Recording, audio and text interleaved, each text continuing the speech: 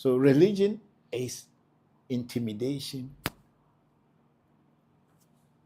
fear, and using force to convert, to move people to come into that religion or that particular organization. And if it is not a fear of going to heaven, then it is a fear of you not succeeding because you have not given enough. So spirituality is totally different. It's an individual thing, and you don't need a group. You can, once you got the lessons of life and how to live your life and live in harmony with nature, you are spiritual.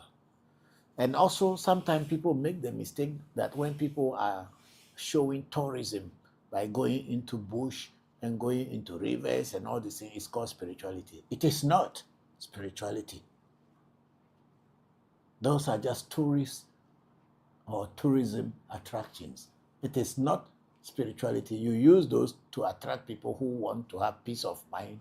Either they want to live in a commune or live in a place. You see, spirituality is inner self and recognizing and living in harmony with nature.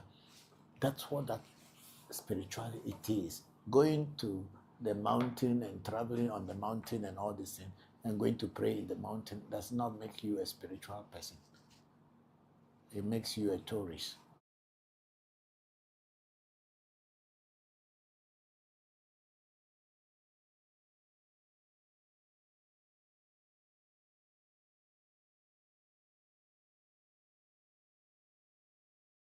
What's showing to other people that you love God. You don't need to show people that you love God or you are worshiping God. You wake up, you and your God alone. You can do all your prayers, do all your libation, do all your necessary things within yourself, within your capacity. And then you are out, whether you had prayed to God, somebody has seen you or haven't seen you. If your heart is sincere and pure, your God will listen to your prayers. That's what spirituality is. Spirituality is not going to dance in the church or in public places for people to see you that you are actually worshiping God. It's not needed. Jesus called those people Pharisees, people who behave like that. They are called in the Bible, according to the Bible, they are called Pharisee. And who is a Pharisee? Hypocrite. Anyone called in the Bible, or if the Bible calls anything Pharisee, what is not a tribe of people, it's not a group of anybody. The general name is Pharisee, but in today's modern English, hypocrite. Somebody who pretend to be what they are not. Hypocrisy. And that's what religion is all about. Thank you very much.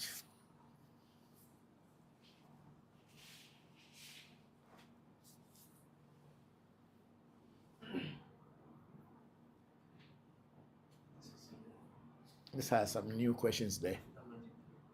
Okay, we are now on African Magic Temple. We have Sena Kwame say, can we pray to the answer? Okay, we have answered that question. And do you normally show interest? You do not. Okay, that one too. Then we have Sena Kwame say, is it advisable to use pipe water to pour libation? You can use any water, even pure water. You can even use bottled water to pour libation. It does not matter. Anything that you want to use, you can use. I think you are trying to avoid the use of alcohol, but you have forgotten that alcohol is a natural thing, because even monkeys, elephants, animals for that matter, they go sometimes to drink fermented fruits so that they can get drunk.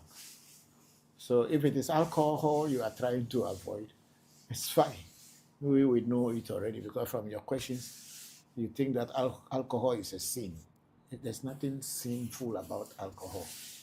Everything you do in life, when you do it in excess, and it will affect your body and affect your inner self, that's why it's called a sin, but it's not really a sin to do anything. Sex, food, alcohol, happiness, enjoyment. They are not sin. It does not make you, if you are eating meat, doesn't stop you, God, from working with you, or spirit world from working with you. And if you are a vegetarian, it does not make you special that God or spirit will like you more than people who eat meat. So let us be very straightforward. Hypocrisy is the thing that kills a lot of people's spiritual ambitions. Because people thought that when they are pretending to be, oh, I don't eat animal, I eat vegetables. So what? Don't you know that vegetables are also living things? And you kill them, and you don't, because they are not shouting, and you can't hear their shout or their language. So you think that they are not feeling pain. Please, somebody, it has gone.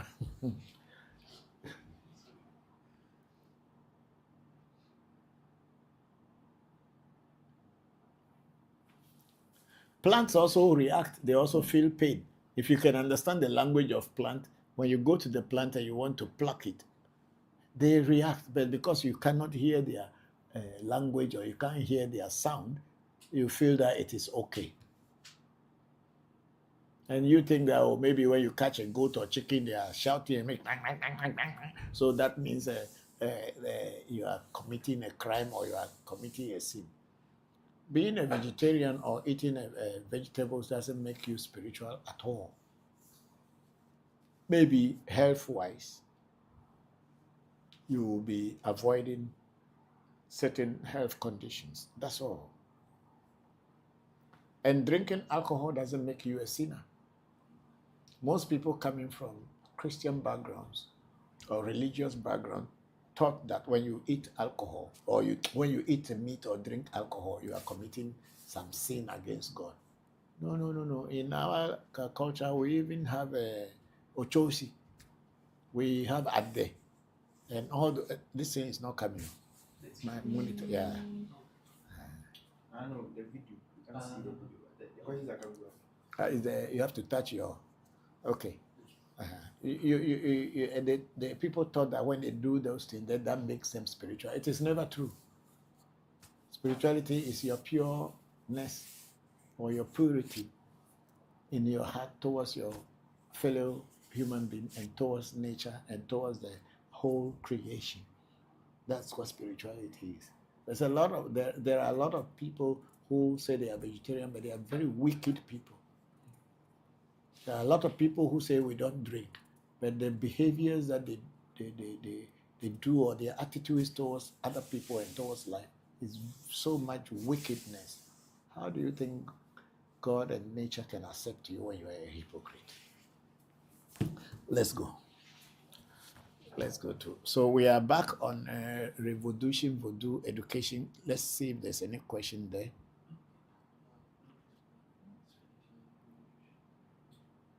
Okay, we finish all questions from ReVodution, Voodoo, education, and then on African Magic Temple, and then I think we have one question from Sesena Kwame. Say, how do you pour libation when you live in a flat?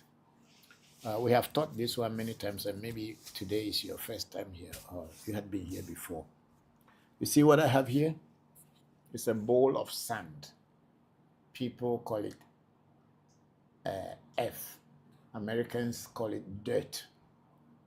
You fetch a bowl of sand in whatever container you can have, and you put it in any place in your room where you feel that you want to pray to your ancestors and pray to the spirit world. And this, you can pour libation into it, and God, spirits, your ancestors, and nature will all receive and accept it. You don't need to come down, or you don't need to create a big altar.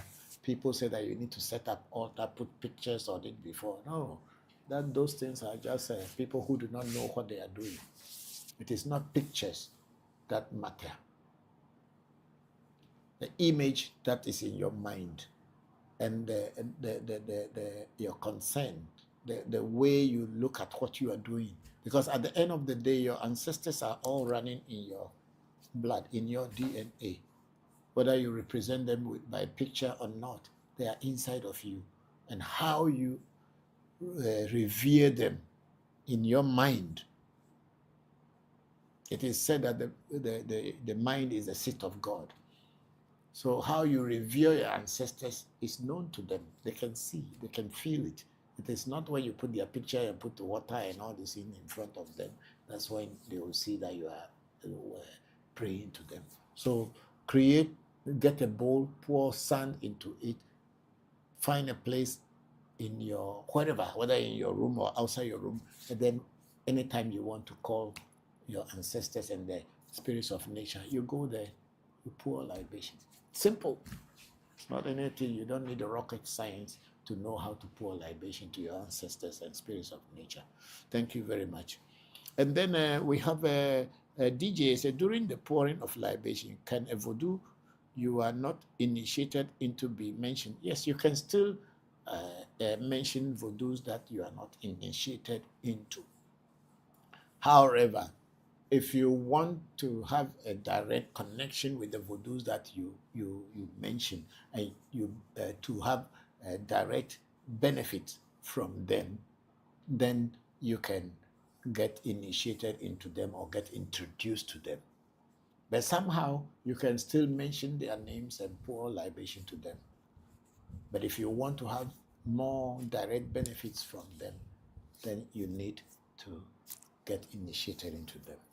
Thank you very much, DJ, for that question. Thank you. Yeah.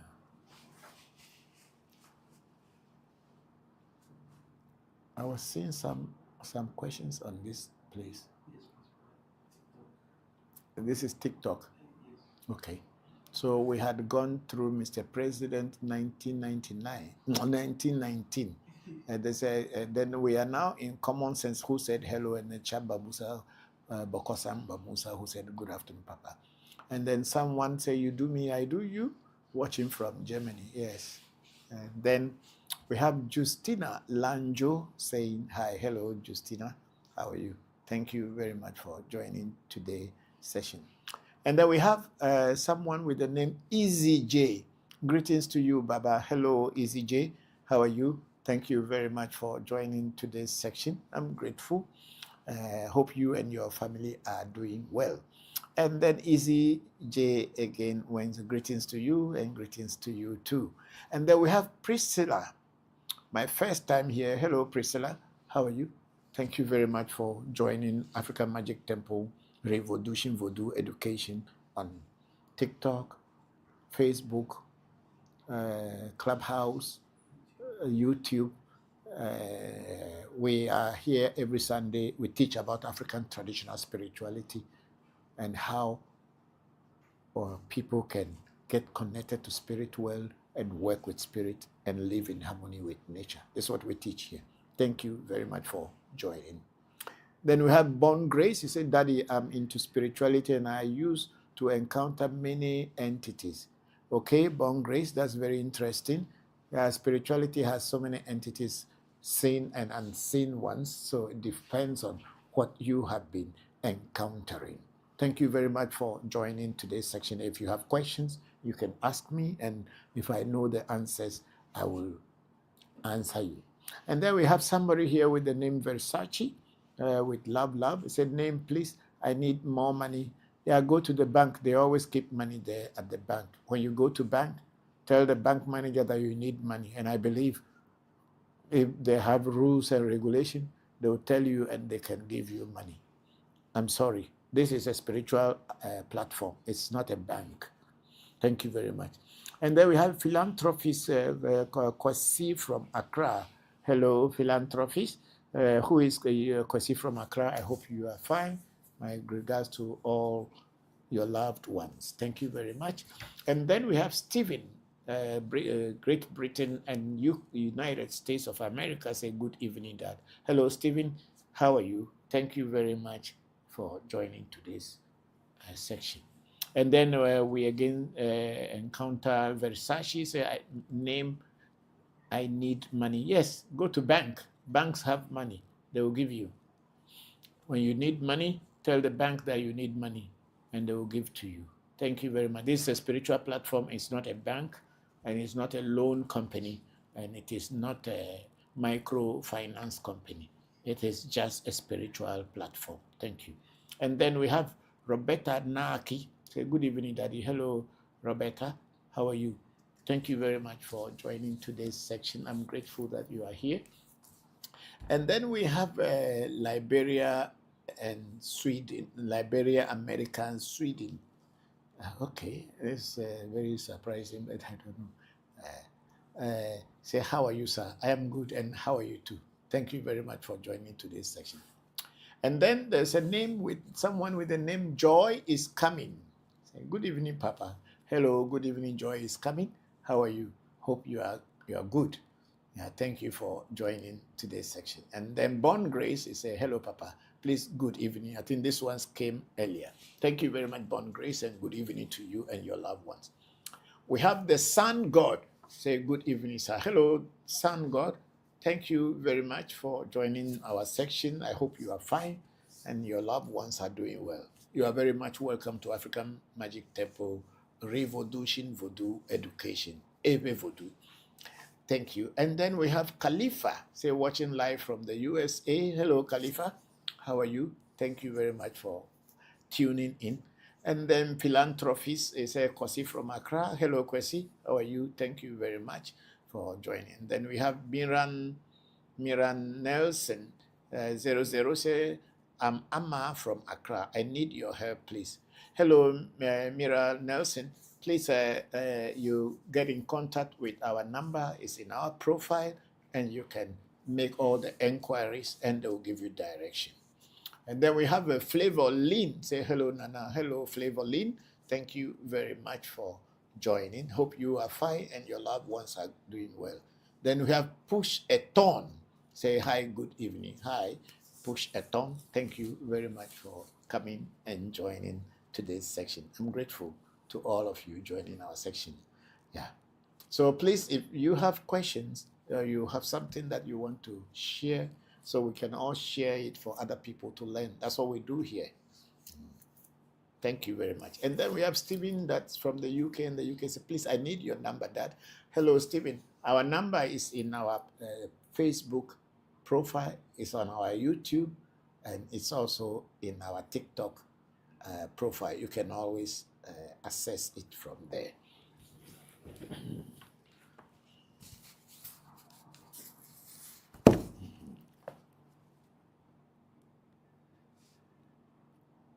Okay, so we are still here with them. Then we have Stephen who said, I need your number. Yes, so our number is in our Facebook, in our TikTok, in our YouTube, and I think even Clubhouse. We all have our numbers there, so you can call and they will attend to you. Then we have a black man say, good evening, sir. Hello, black man. Good evening to you. You are very much welcome to this program. Hope you are fine and your loved ones are doing well too. And then Born Grace said, Daddy, please, I have different spiritual gifts and I wanted to sustain them all. Okay. When you have spiritual gifts, how do you know that these are spiritual gifts? Have you ever taken any spiritual training anywhere, or it is just you feel that these are gifts that are given to you? You can elaborate on them, and then maybe we can break them down and also probably guide you to know how to keep your spiritual gifts. And then we have a AMBE say, hi, are bulletproof charms real? I don't know. I'm not a soldier. I'm a spiritualist. And if bulletproof charms are real, until you test them with bullet and it did not work, the bullet couldn't penetrate or do anything, that you can tell. But I don't know. So I'm not a soldier. I have not gone to a battlefield where they will shoot me and I'm wearing my bulletproof and I did not die. So then I can tell, or I haven't seen anybody wearing the bulletproof or whatever and the person was shot physically. I don't know. However, we have protection amulets that we always wear to protect us from spirits and from negative energies. So when you say whether bulletproof charms are real, I cannot tell. I'm not making any bulletproof charms for anybody, so I cannot tell. But if I make a bulletproof charm for you, then I must test it if it is working.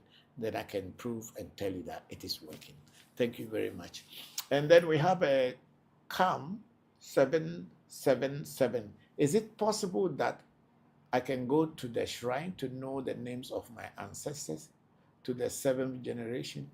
The shrine doesn't have the names of your ancestors because the people at the shrine do not know your ancestors.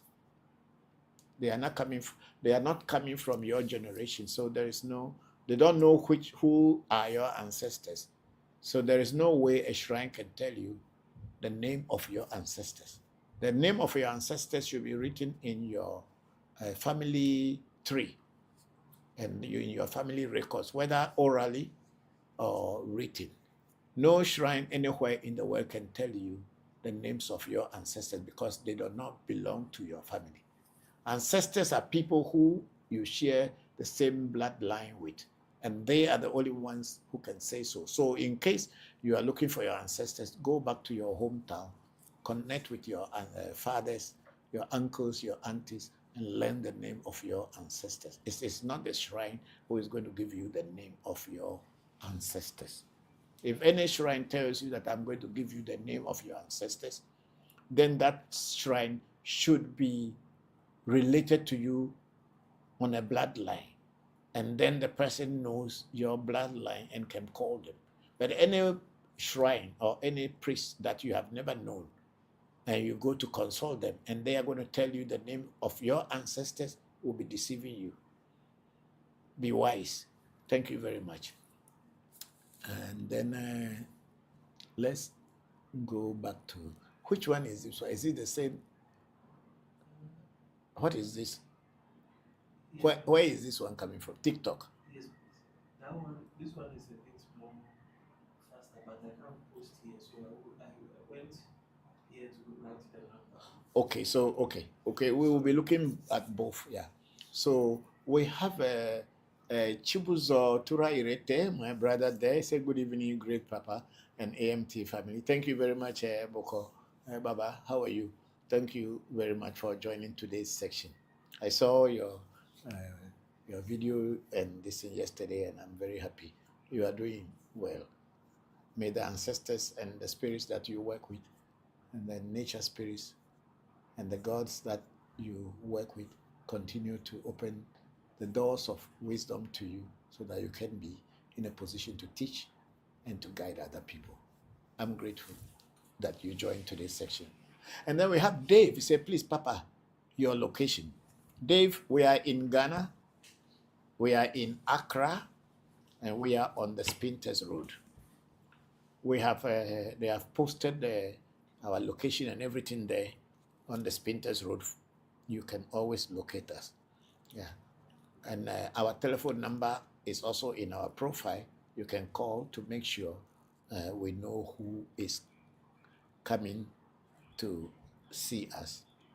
Then we have Brian, 23. Said, please, do you work with marriage issues? Yes, we work with everything that concerns human problems. No matter where you are, we work on everything that concerns human progress. We have just won a very serious marriage problem case in the UK, and we are very happy that the case was won in our favor, where the two families or the two parties in the family come together again, forget about what the lawyers and the police were trying to do to break the marriage, but we brought them back together. Thank you very much, Brian, 23. And then we have a push-a-ton. Say, please, is it good to call the spirit of your dead parents? Yes, of course. That's what we call ancestral veneration. We always call our ancestors. So when you saw me in the beginning, I was calling the names of my ancestors to my grandfather and my great-grandfathers, my aunties, my sisters, my brothers, and my parents, for that matter. I was pouring libation to them. Yes, it is. When we say we pour libation, we call our dead ancestors, our parents, our immediate family, and sometimes our distant families and friends. Thank you. And then I think that's the last one. There we have Dave. He said number 3. He said, Papa, please, your location. We are in Accra on the Spinters Road. And then we have Lovelace Kujo Doji. Is it Doji? It should be Dodo. Okay, Kujo Dodo. Saying, sending us a rose flower ×4. Thank you very much. And then Arimeyawu Cize also sent us a rose flower. Thank you very much. I'm wishing you all very well. And then Lovelace Kujo Dodo had said earlier, greetings and greetings to you and your loved ones. I'm grateful you are here. Then Big Shaggy saying hello. Hello, Shaggy. How are you? Thank you very much for joining the section, and I'm grateful to you for joining. Hope you are fine and your loved ones are fine. And then we have Felix Asari. Pojo, hi, good evening, Chief. Hello, Felix Pojo, how are you? Thank you very much for joining today's section. It is my first time joining you. Thank you very much. I am very, very grateful that you joined. We teach about African traditional spirituality, especially Ewe Vodu. That's what we do here. Thank you very much. And then we have Z, who is laughing. I think I said something funny. Maybe because the guy wanted money. I told him to go to bank. I don't know. So it sounds funny, but thank you very much, Z. And then we have General 5 stars. Hey, not be small. General 5 stars. Yeah, that's wonderful. Thank you. It says a peace to the Black nation, gods and Black goddesses. Thank you very much, General 5 star. We are grateful that you joined. Hope you are fine. And then we have a philanthropist say, Baba, hello. And then Eric Brown said, good evening. My name is Eric. Hello, Eric. How are you? Thank you very much for joining today's live streaming. This is African Magic Temple ReVodution Voodoo Education. We educate people in Voodoo and teach people about our Africanness. Thank you very much. And then we have a Ras Fiki you saying greetings. Greetings to you, Ras Fiki. Thank you very much for joining today's section. And we are live streaming from African Magic Temple in Accra. And then we have Baba as philanthropist. He said, Baba, I always dream of numbers, but I don't understand. Today is 7228. I'm sorry, I don't understand that one too. I don't know what that will be. There are certain people who are very special about numbers and they go on talking about, if you see this number, this is what I mean. I am not in that category yet. Maybe one day I'll master them. Of course, I did numerology so many years ago. I still have some memory of that. But when you are saying you had 7228, then you add the 7 plus 2 will give you 9, plus 2 will give you 11, plus 8 will give you what? 19. And 19, you add 1 plus 1, you get 10. Then you have a number 1 as per numerology. Thank you very much. And then Arimeyawu says, it's a good evening, sir. Hello, good evening. Thank you very much for joining the session. And then we have African Arts NFTS. Say the best answer to go to the bank for $1, you are the best Oboato. Thank you very much, African Art NFTS for Oboato. Hallelujah. Then we have Don Baba Easy saying, good evening. How do you know your purpose on earth? Yes, it's a very good question, Don Baba Easy. Thank you very much for joining today's section, and we'll all learn from whatever questions you pose. I hope you and your loved ones are fine. So yeah, I said, Don Baba, to know your purpose in life, I will advise that you should get initiated into Afa or Ifa. When you get initiated into Afa and Ifa, it is highly possible that you know your purpose on this earth. Some of us who have been initiated into Afa, which the Yorubas call Ifa, we know our purpose in life. That's why we are on this path. So get initiated, and then you will surely know your purpose on this earth. Thank you very much for that beautiful question. And then we have Innocent Kwajo. Innocent Kwajo say, good evening, Nana. I'm Kwajo, Innocent from Kumasi. Hello, Innocent Kwajo. How are you? Thank you very much for joining today's section. If you have some questions to ask Innocent, ask me. If I can answer, I will. If I cannot, I will tell you I don't understand it. Thank you. And then philanthropist is a Baba. I always dream of numbers. Yes, but I don't understand today. Yeah, today is 7. I said that if you add it in numerology, you come to the, finally come into the number 1. So I don't know what that would mean for you, but you should get to know the people. I think there are so many of them on the internet also who know about numbers. They probably will go into that. What I teach here now is African Voodoo and spirituality, our traditional Ewe Vodu and Afa. That's what I try to explain here. But then I'm not more that much into numerology. But that doesn't mean it is not a spiritual discipline. It is. I had passed through that at one time. Yeah. Then we have Don Baba. Easy saying, how can someone know his purpose on earth? When the person gets initiated into Afa or Ifa, they will know their purpose of coming on this earth. Okay, let's move up then.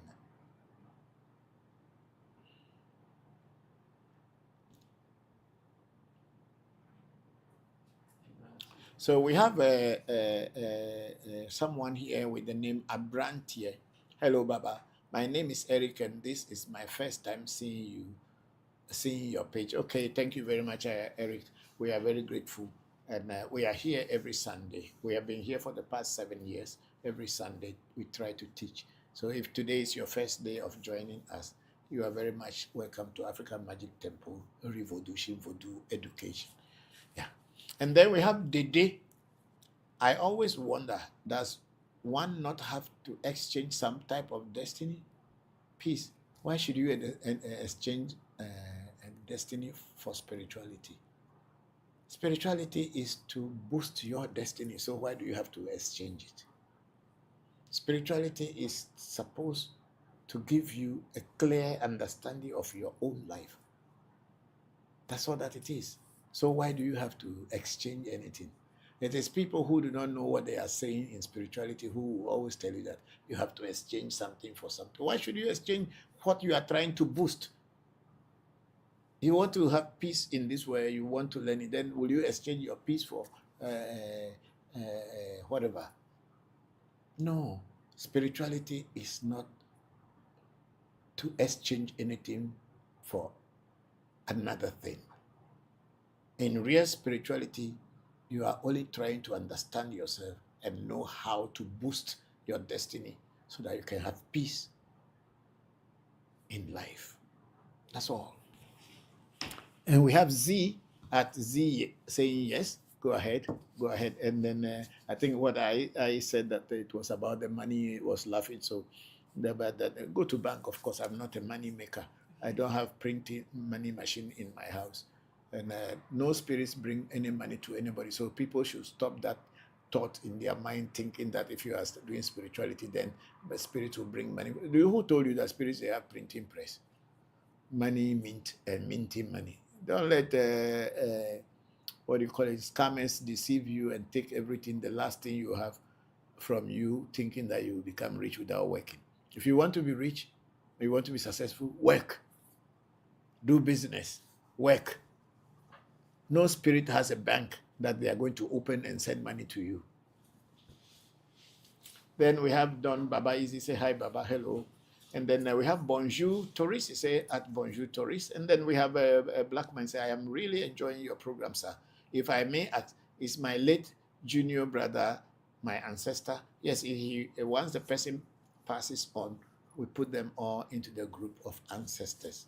So you can also pray. Even me, my son who died, I regard him as an ancestor and I pour libation to him.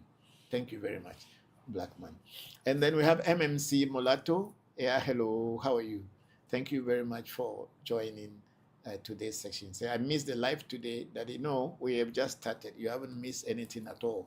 We have just started because we were having some challenges at our studios downstairs. So we moved to the top. Thank you very much for this. I just joined now. I hope everything went well. Yes, we are on. You have not missed that much. People were just asking questions. You can still access all these questions. They are there already. So thank you very much. And my answer to the questions are also there. Then we have a King Presido 33. Say, please, can I be a member? There is no membership in Africa Magic Temple, please. And then King Presido 33 say, good evening. Good evening to you. Thank you for joining. Africa Magic Temple does not have membership, please. So there's nothing to join. Yes, we are not a lodge. We are not a cult. We are only a shrine teaching about spirituality. If you are interested in learning, join this Sunday live streaming, or you can take our number and come to the shrine and ask questions for your personal things, how you can turn your good fortunes on.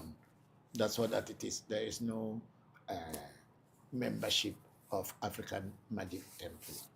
Then MMC Mulatto saying, okay, yeah. And then philanthropist at philanthropist, God bless you to my understanding, meaning the number 19 is my date of birth and 10 becoming 1. So you are a number 1 personality. That's how they will say it.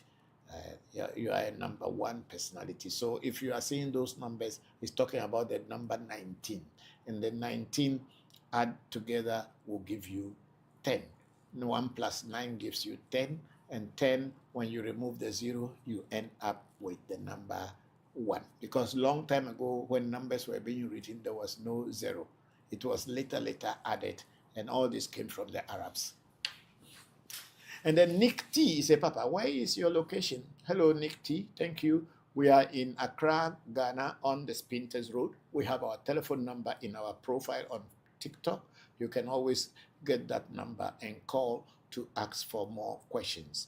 Thank you. Then we say, why? Then we have one person with the name Why Rush. Yes, that's a good name. Why Rush? You don't have to rush. Just keep doing what you are doing and do it well. And at the right time, everything will come on well for you. And then we have Why Rush asking the question, how can I get initiated? You can get initiated by getting to know a spiritual person who will initiate you. Initiation simply means introduction, who will introduce you to the spirits that he works with.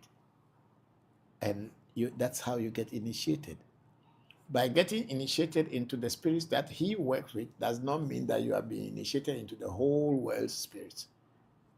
It is what you are introduced into is what you get initiated into. So one person can get thousands and thousands of initiations, which simply means they get introduced to many other spirits. A lot of time people thought that when you say I get initiated means it is one thing and it is for everything. It's not.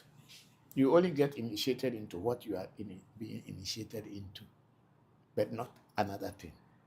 But if you get initiated into many, then you can say, oh, I'm initiated into this, I'm initiated into that, I'm initiated into that. That's what initiation is all about. So why rush? You can always get initiated when you meet a spiritual teacher and he is willing to initiate you. Thank you. Then they say, I'm not a GH, but I wanted to stop by when I was in GH. I'm just really scared and want some clarity. There is nothing to be scared about when you are looking for a real spirituality. It's only people who are looking for things that do not exist in spirituality are the ones who get deceived and sometimes get taken advantage of. For instance, you don't want to work, but you want to be rich. Listen very well. You don't want to work, but you want to be rich? Why wouldn't they deceive you? If the person who said they are going to make you rich, they themselves are looking for your money, why couldn't they make themselves rich and stop looking for your small money? Think and think again. Other than that, all spiritualities are just clean and pure. Thank you. And then Stick Mellow is a greeting, sir. How do I build an indoor altar, and also how do I perform my prayers and rituals? You can choose to build your indoor altar just by getting your table, putting things that you are spiritual items. I'm not talking about dolls and I'm not talking about toys. Get real spiritual items, and those things can be on your altar. And you can pour libation to them by getting a bowl in your room, put sand into it, and pour libation into them. A lot of time people just go and buy anything looking African or looking Mexican or looking something, and they put on their altar and they begin to tell themselves that they have spirituality or spiritual things on their table. Spiritual items or icons or entities are real things. They are not just dolls. All these things you see on my table here, you see this? It has a name and there is something in it. This one has a name, there's something in it. This one has a name, there's something in it. This one has a name, there is something in it. This one has a name, there's something in it. And this one has a name, there is something in it. This one too has a name, and there's something in it. This bag also has a name, and there's something in it. In it, that something in it are all spirits.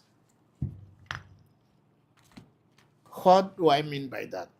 These are physical, material things, but they were made in such a way that a spirit can now connect and dwell in it and use this as their base to connect and do work. That's what spiritual things are. You don't just go and buy anything looking African or looking anything and then come and put it on your altar and you tell yourself that you have spiritual things. Spiritual things are real things. I have been in Germany, I think it's about a year ago, when I came back from Germany, when we went for a research that some of our Ewe Vodu items and icons and entities were taken away for about 130, 140 years, and they were kept in the museums and were taken by the missionaries. They were kept in museums. When we went there to see them, they were still alive, and each one had something to tell us when we consult them. So spiritual things are real things. So when you want to build an altar, get some real spiritual things. If you cannot get any real spiritual things at all, just fetch water and put on your altar. That one is alone is enough. You can pour that water for your ancestors every day and tell them that you have given them water. Thank you very much.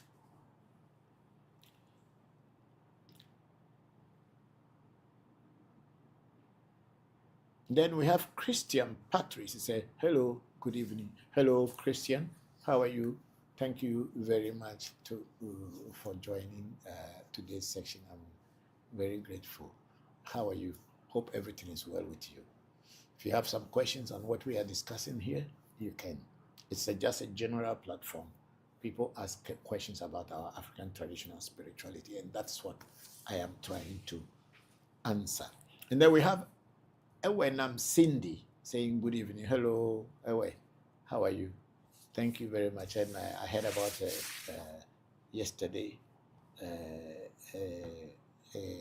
think yes, I think it was yesterday or something. Unless of course I'm making a mistake of the person. Well done. Thank you very much, and good evening to you. And then we have Why Rush. It's a good day, Uncle. How do I get initiated into Ifa? Okay, why rush? To get initiated into Ifa or Afa, you have to get in our area in Ghana, we call it Afa, or in Ewe, we call it Afa, and I think the Igbos and other people also call it Afa. And then in the Yoruba context, it's called Ifa. If you are in a Yoruba place, then look for a Babalawo who knows very much about Ifa and who can initiate you. But if you are in our setting on the Afa area, which is our Ewe land and also maybe Igbo and other ethnic groups in Nigeria who may call theirs also Afa, get to the chief priest. In Ghana, we will tell you to look for the Bokor. Bokor means a priest of Afa, which in Yoruba they call them Baba Alawo. Get them and they will guide you and tell you the things that you need to do to get initiated into Ifa. Thank you very much, Wairash. Then let's go. We have Media Wura. Say, I'm Media Wura. Okay, hello, Media Wura. Thank you very much for joining today's our live streaming on Africa Magic Temple, ReVodution, Voodoo Education. Thank you. I hope you are fine and your loved ones are good. Then we have Dede number 3. Say, thank you for the clarity, Papa. Dede, you are very much welcome. And then we have Don Baba Easy saying, what are the processes of the initiation or Ifa and how do I consult you? Don Baba Easy, we are in Ghana. If you want to know the processes of Ifa or Afa initiation, please contact the number and they will book an appointment for you for consultation, and then these things can be explained to you. Thank you very much. And then we have a name with someone saying no more 26 saying good evening. Good evening, no more. How are you? Thank you. Your names are very interesting names. So I'm very surprised, but it's good that you have these interesting names. It makes me feel very happy. Thank you for coming. And how are you? How is your family and your loved ones? I hope you are all fine. Thanks a lot for joining today's section. And then we have African Art NFTS. It's a modern initiation. Is to study with you, Baba, and learn. We are always here. I am always here to teach. Thank you very much, African Art NFTS number 1. And then Rush saying thank you and thank you too. Then we have Mira Nelson say, I am running my own business. Things are not going well for me. Okay, Mira Nelson, what you do is that when in your life, not only in business, but in everything in your life, whether it is in sickness, it's in business, it's in relationship, or it is about your life as a whole, whatever it is. When things are not going the way you wish and want them to go,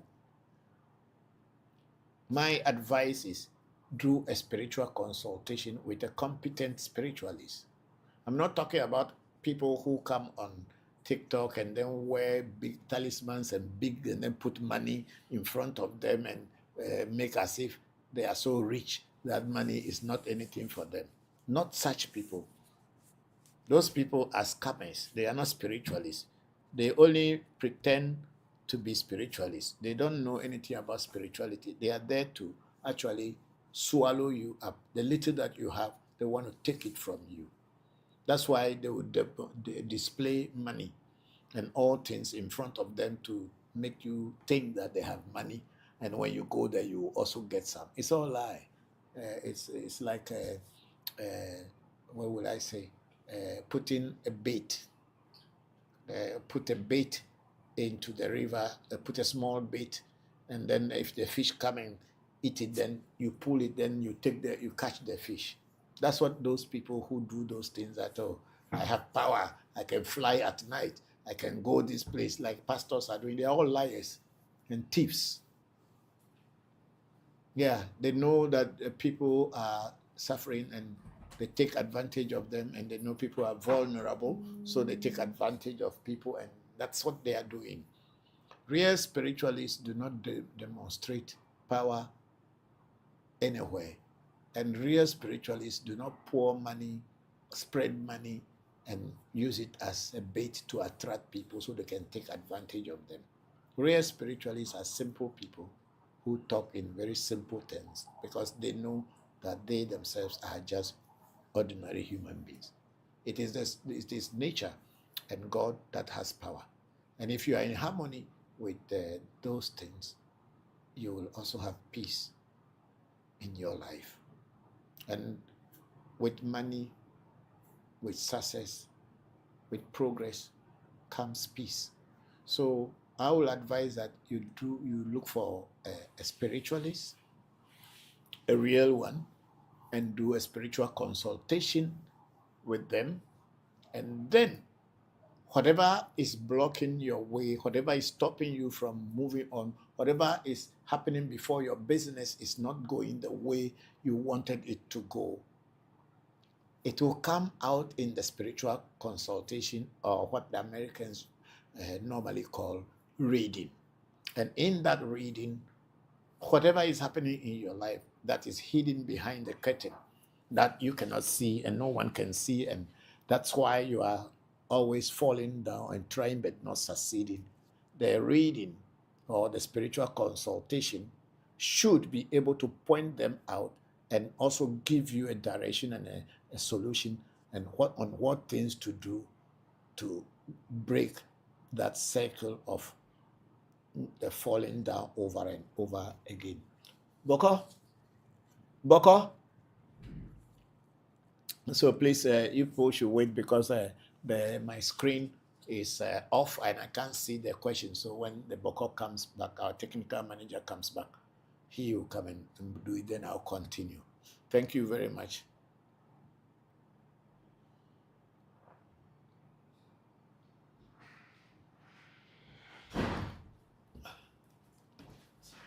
Please do the screen for me. It's gone. No problem. Yeah. So African art. So when you, oh no, that's Mira Nelson. So Mira, so you should get a real spiritualist who will do a spiritual consultation to find out the causes of the challenges that you are having, and then it will be solved. And then the Why writes Admiral Nelson, sorry to hear that. I hope things turn around soon. Yeah, that's Why Rush sympathizing with your challenges. That's a good one. Thank you very much. Then Black Man says, thanks for answering my question. I had a very wicked uncle who is now late. So he is my ancestor. Of course, anybody who shared blood with you is your ancestor, whether they were wicked, they were murderers, they were thieves, or scammers, or whatever. You cannot say that because they are thieves or they were murderers or they are bad people, so they don't belong to your bloodline. They do. It is up to you whether to call them and give them drink or not to call them. So, but you cannot write them off and say because they were bad people, they are not your ancestors. They are. And then Black Man say, I cannot connect to him because we were not friends. Okay, yeah, that's fine. Means it is not that you pray to your ancestors. That means you have to pray to every ancestor that is on your bloodline. Because there are people on your bloodline who were your enemies. And there's no way you should be praying to people who were your enemies, because why do we pour libation to our ancestors? We pour libation to our ancestors because, Pavina, come in. I don't know how we can get this a little bit closer. No, I mean, is there a way you can zoom it in? Yeah, that's much better, so that even I'm far away, people can see me. Yeah, great, you did well. So it's not every ancestor on your bloodline that you need to be pouring libation to, because when we pour libation to our ancestors, we are actually empowering them to be strong in the spiritual world in order to empower us. So if there's someone in your ancestral line who was not friendly with you, who was very wicked towards you when they were alive, there is no need of you empowering such a person again, so that the person get power and be able to attack you from the spirit world. You know, when people are physically alive. And if they want to attack you, you know how to hide. But when they pass on to the spirit world, when they want to attack you, you don't even know whether they are about to attack you or they are not about to attack you. Whatever they are going to use in attacking you, you don't know. So you don't create a situation where you will be attacked by people who didn't like you when they were alive by empowering them. That's my advice.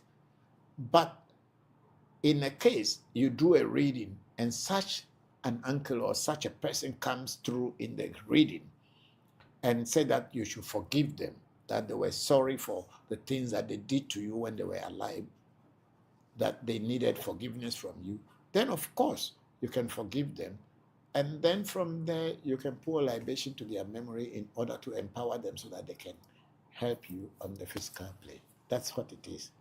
So, black man, if I hope that may clears your doubts and other things. And then we have Nati Forsen saying, pray for we have prayed and we will still pray when we are done. Thank you. We have so many people who are following the host. And then we have what do you call it?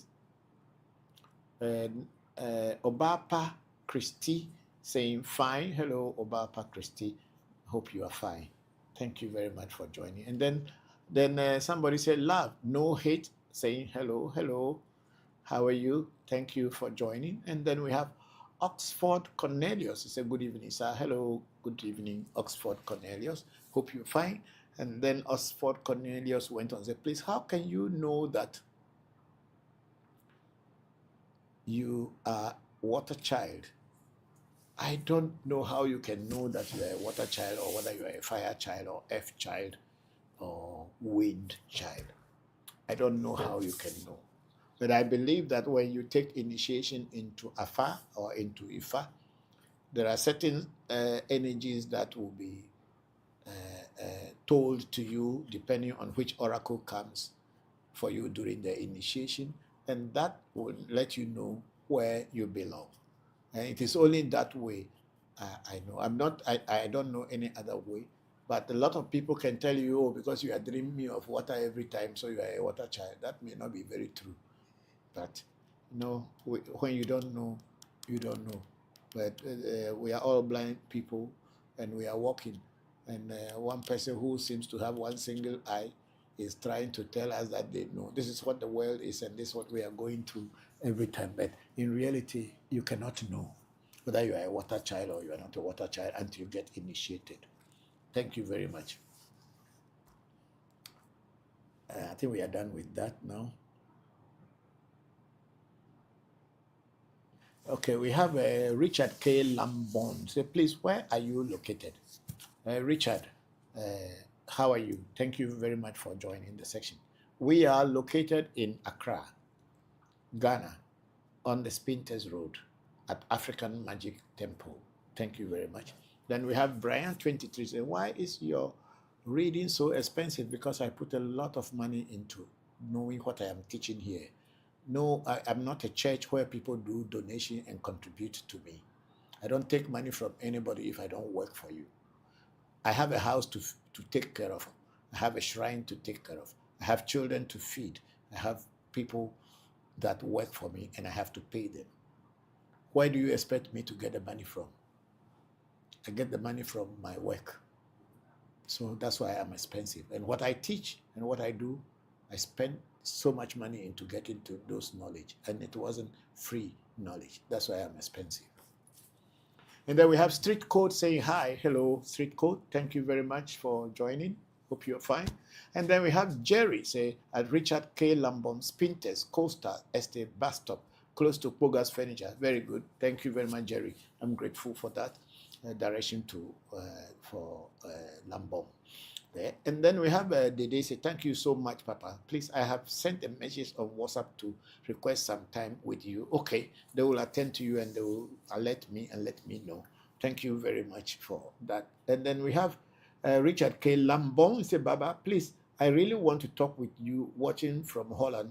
Okay, thank you very much, Richard K. Lambon. I was in Holland, I think last year. And then we went from there to Bremen, and a lot of guys from Holland came all the way to Bremen to do a reading, and we did their rituals, and things have started working well for them, and some of them have already started saying their thank you to us. We are very grateful. About a year ago, and then things their situations have changed from what it was before they met me, and I'm happy for that and for them too, and they showed appreciation. And then Richard Lambon say, hello, please read my message. Oh, we have just read it because we cannot jump the messages. We are read even now. We haven't even gone to YouTube or anything yet. People are still waiting there too. So when it gets to your message, we will surely read it. We are not ignoring it because it hasn't come to me yet. It may be in the queue. So when it comes to me, I'll read it. And then we have a MMC. Molato said, Daddy, please, do you mention names of the people behind us in the reading? No, I don't mention names of people. I may give you direction and descriptions, but I don't give names of people. It is not necessary to know the names of the people, but some people may tell you that they know the names of people, but I don't. Then we have a black man say, I love you because you are very honest with your answers. Oh, thank you very much. That's what Africa Magic Temple stands for. We are very straightforward with whatever we do. We are not trying to cheat. We are not trying to deceive. We are not trying to blackmail people or take advantage of your innocence just because you don't know. No, it will not work well with us. We say it as it is. You either like it or you don't like it. We don't have a problem because we are not taking advantage of anyone. We are only teaching and teaching this thing for free. There's so much that goes into what we sit every Sunday to teach. The monies, the light bills, and all this. Today we moved from our studios to the living room, and we are in the dining room and doing this thing just because the air conditioner broke down. And for me to be able to fix that air conditioner, I need money. Nobody will come and say, I am an air conditioner technician, so let me do it for you for free. No, it doesn't happen anywhere in the world. So if I don't charge you for the work I do, how do I get money to do all these things that I've been doing for almost 7 years now? I work for you and I work sincerely for you. When I present, you present your problem to me, I'll solve it for you and you will get results. And it is through this result that you get that will give you that happiness that you say, oh, I made a pledge to the spirits that when this thing happened for me, I will say thank you. Then you will go and redeem your pledge, and then I also get money to take care of my shrine. So, black man, thank you very much. And then Richard K. Lambon said, Baba, please, I need your help. We are here to help people who need help from us. We are not the only spiritualists in the world. There are so many other spiritualists in the world that you can approach, and they can also help you probably. But Africa Magic Temple, we pride ourselves on being straightforward. We know we are expensive and we are not shy about that because we invested a lot of money into it. It is only few shrines in Africa that you see people who are graduates, some with their masters, that are priests. So we have invested so much into it. So we are very proud of ourselves that we do it as it should be done. Thank you very much. So when you approach us, we will work with you to find answers to your challenges. And then we have Belinda Hagan say, I really want to see you. Belinda, I am always here. You can always see me.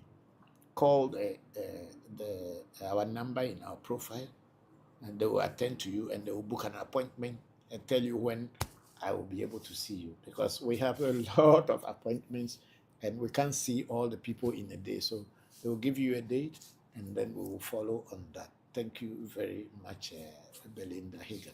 And then Richard K. Lambos, I really, you need you, Baba. I am here, Richard. Your number, please. My number is already there in our decision, but they will still just pin it to the decision and you can call and you will find someone to respond to you. Thank you very much.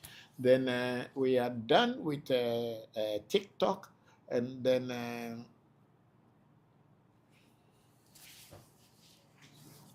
we are now on YouTube. I think we have not been here the whole of today.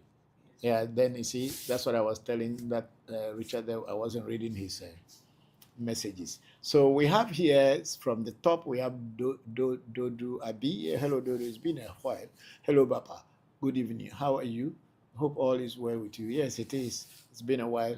I hope you're fine too. Thank you very much for joining today's live streaming. And then Dodu Abi said, please, what does it mean if you are in a completely dark room watching TV and then suddenly a bright yellow light flashes behind you for like seconds and vanishes? I am not very sure what that could be.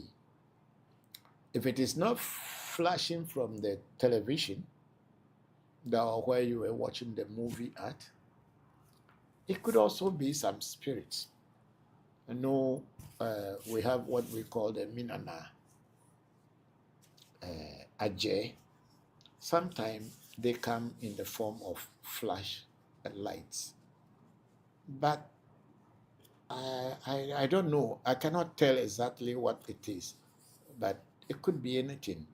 It could be anything. Could be anything. So if I'm giving you any particular instant that this is what it is, I may be telling you a lie. It could be anything. Yeah, it could be a phone that you forgot that has lit up or something. Or maybe a flash from the movie or the screen that you are watching that has gone there. Or maybe your power just fluctuated and then it shows power fluctuation and then it showed that it's just a bright light. Or it could also be something spiritual. It could be anything. So I can't pinpoint and say this is what it is. You need to, if you want more information, then you need to do a consultation to find out what that was. Because even me, when I have a dream and the dream is not clear, or I see things and they are not clear, I do consultation to find out what they are. Then Dodo Abi said the light was very bright and yellow in color. Yeah, it could be anything.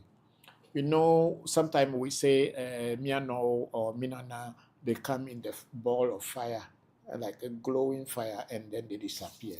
I have had a video that I had posted a long time ago when a ball of fire was jumping on a train, the railway lines. It's somewhere in my I have to go back, but it's there when you see a ball of fire jumping from one railway track to another, and somebody was able to video it. It was very wonderful. And I have seen also by myself when I used to drive at night, the time I used to have my photo laboratory in the Volta region, and I will be bringing materials for the photo laboratory at night.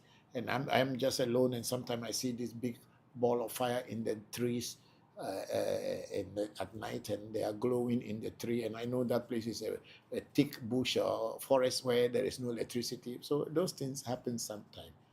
There are so many spirits in this world with us, and we cannot know them all. It's solely until you encounter them before you know those things also exist. Yes. Thank you very much, Dodu Abi, for that. And Dodu Abi went, and no one else was there, and the room lights were never lit by anyone. Okay, could be anything. Could be anything. Could be anything. You should do a reading on it and find out what exactly that light was. And then we get to Togbe. We get to Togbe Jigbezan Sesok. I said, greetings and good day, Papa. Bokor Enuledo. Oh, Togbe Jigbezan Enuledo. Bokor Enuledo. Yeah, you know, for the last anyway, we have spoken. You told me what was going on, but you'll be fine. I pray that everything will be fine with you.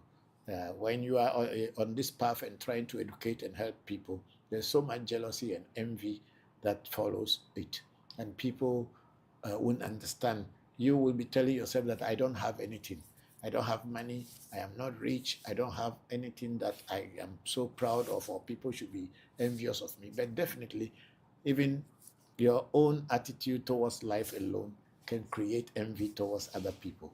Even though you yourself, you think that you are not anyone that anybody should envy, but it happens. Thank you very much. Hope everything is going on well with you. I'm grateful that you joined. And then we have our sister Amina Kasim say hello, Baba, and the team. Thank you very much, Amina. How are you? Thank you for coming to join today's live section. We are very grateful. On Clubhouse, there's someone who joined the Clubhouse called Ronald. Joined the Clubhouse. Ronald, thank you very much. If you are still here, thank you very much, and I haven't forgotten you. I'll get back to you. Thank you, Ronald. I'm grateful. And then Amina Kasim say, how do I pray to my ancestors after I have my son nicely set up in a bowl in my room? And also, what time is a good time to pray, Baba? Okay. Amina, that's a very beautiful question. When you have your bowl of sand set up in any part of your room, either under your bed or in a corner of your room, when you wake up, you can pray to your ancestors at any time. You can pray to your ancestors at any time of the day. But from my personal experience, the best time to pray to ancestors is to wake up at dawn when you have not spoken to anyone. And many people are still sleeping. And that's the best time for you to pray to your ancestors, because at that time, the human activity in the world is less and spirits are active. So you can follow the Muslim prayer time. You can also follow the Christian's prayer time or any other time, because I think it is because of that understanding that before daybreak, before human activity become plenty, that's why people wake up at dawn and make noise to awake other people so that they can pray. And then also the Christians will ring the bell at dawn so that people can wake up and come to church or pray. Those who cannot come to church can pray at home.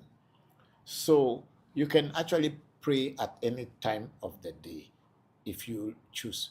But if you want to have very serious and positive effects, it's better you pray at a time that you have not spoken to anyone when you wake up.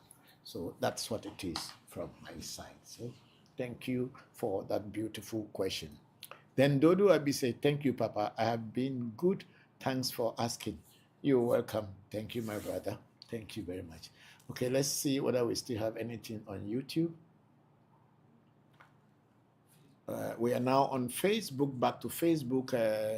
ReVodution Voodoo or African Magic Temple? Which one?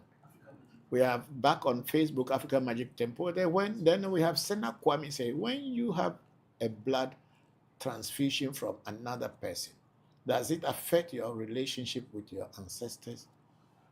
That I cannot tell. But of course, the blood that runs in your veins that came from your ancestors cannot totally be gone, even if you have blood transfusion. Blood transfusion is only to add up some blood to whatever you have. So in reality, it shouldn't have anything to do with your ancestors. However, maybe the person whose blood you are sharing, their ancestors' also blood has started running in your system alongside what your ancestors had already given to you. So this could be the only thing. And since you don't know whose blood, who has given you the blood, then there's no need of worrying about their ancestors to pray to their ancestors. But if you know the person whose blood has been given to you, when you are praying, you can also call that person and say, oh, you pray to their ancestors, because through them you also got life. That's all. Okay? So Sena Kwame, that's my answer. And then Sena Kwame went on to say, when calling your ancestors, can you use their nicknames? Yes, most people use the nicknames of their ancestors, because that's what we call it. Ewe Vodu, Jodu. Means those are the names that when people call them by, they respond. So Jodunko, that is okay. Nicknames are fine. There's nothing wrong with them.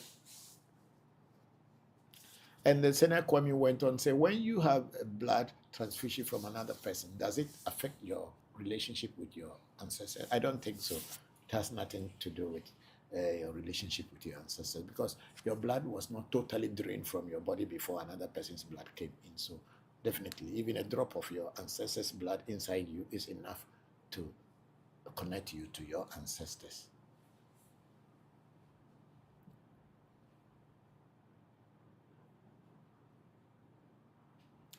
And then we have Mr. Eric Opoku. Oh, just delete people trying to use platforms to cheat. Ghana. Let me see what it is first.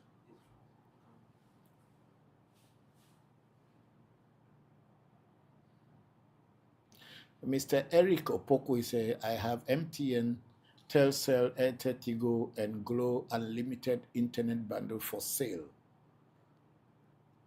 And then they put 8 giga, 20 gig G, 10 gigabyte, 30 G, and also, yes, Mr. Eric Opoku, there is not for advertising your business. I'm very sorry. We are a very serious shrine here. If you want to advertise, go to Facebook directly and advertise yourself. Create your page and advertise. People will buy or patronize your business. You don't come on somebody's program and then come and start doing your business. Are you paying for me spending the things that I do here before you are trying to sell your product here? Yes, let's go on.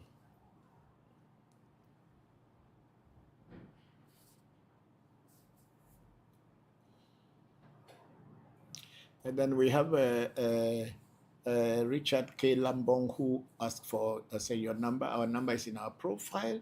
And then again, Richard K. Lambong said, okay, thanks. And thank you too for the question. And then Michelle said, hello from Uganda. Hello, how are you, Michelle? Thank you very much for joining our session.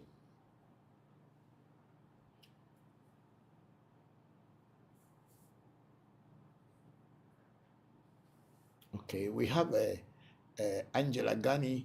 Have we read it, the comment already? Because I saw it somewhere. Yes. So, okay. No, you have not liked it. Like the comment. I'm talking about Angie. Yeah, so it's a greetings, Papa. Hello, Angie. Thank you. Yeah, I think and Kadi also. Okay, yeah, once you click that, we have read it, then I know. But if it's not clicked, yeah. Thank you, Bokor Said. And then we have someone with the. There's someone with that red.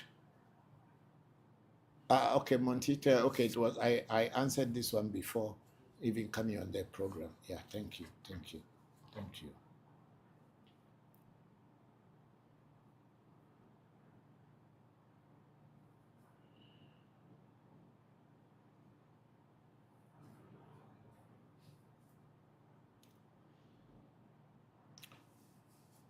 Okay, so we have Elom Sugar saying, Elom, hello Elom, how are you? And then Elom Sugar said, good evening, sir. Hello Elom Sugar, good evening to you. Thank you very much for joining today's section. Hope you are fine. Then we have so many people joining, but they are not commenting.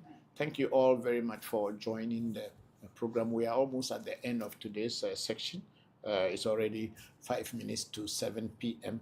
So we'll be closing today's section very, very soon.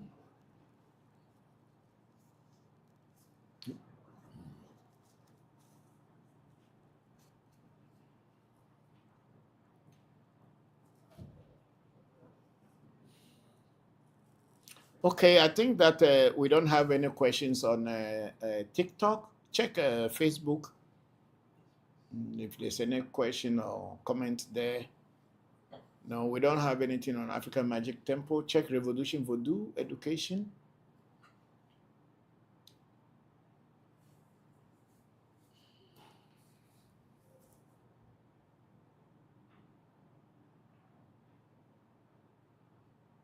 I think we don't have any new thing there either. Okay, I thank you all very much for being with us for this short time. It's a very interesting day. That your questions were very, very, very interesting, and I believe that all of us have learned something from these questions. I'm grateful to all of you. I'm going to pour libation now, and then we'll close today's section. Oh, maduago, maduago, maduago. Tabu mama opete maduago. Mi awanya didi fenu poto, mi awanya kele manu poto. Viviti manu poto. Awudi dafa mechi ava. Abagle wudi kwe vyo dafe me yo rak me yo mi da kaka yo jaga. Ba godo vi me kuachi agodo wozuma, godo wozuma. La obeto me. Okay, we have Kobi Bill saying, "Good evening, Father. I'm Kobi from Kintampo, and thanks for the teaching. You are very much welcome, Kobi. I'm grateful. Thank you." Otagwe mama me yo mi pete pete pete me yo abochi sakara kama chwa obe adogo kotokoli ronko kunuma ku egbe ngbe to be yo ale achu ofran tamani osi fifini nkuma bisinkra okofito jabaku ocho tu akoficho hen kofi atra kable me yo mi kekekeke ye me yo togbe ho to be ba vodu to tora khwe boble manya sa pasa di kunyo hoto ko shinyo hoto kere ku me yo mi nya tepe me yo gogli be shi oto nu pe me yo afana gonu afagbo ma jeso pepe to ma so le me eda pe avidi me yo pali gbe meji eku meji wole meji di meji lo so meji ngoli meji abla meji akla meji guda meji sa meji ka meji trupe meji tula meji lete meji che meji fu meji pali che tula me yo clever vire kama po to ba de o po to ba de ni ade ma po ine dilu dagbe me do gbera me yo pete po mi egbe me yo pete be a question me yo pete le African Magic Temple follow emono vuna agbebe mono vuna lamsese mono vuna ngogbe yibe mono vuna kama beji je mono vuna. I'm praying for all of you that this week should be a good week for all of us. Fanagonu, mayora kekesi. Abochi mayomilo, dagbe. Then we have Elon says sugar say amen, and then MMC Molato also saying amen, and a lot of pains, poverty doing. Yes, of course. Somebody is say a lot of pains, the poverty doings. Yeah, of course, poverty is there. It's also a spirit in the world, and if you don't know how to handle it, it will worry you. Then Elon Sugar saying amen, and Michelle also saying amen. Thank you all very much for being here. Until I see you again next Sunday, may the ancestors and the spirits of nature, and may God Almighty be with you and bless you all. Bye-bye.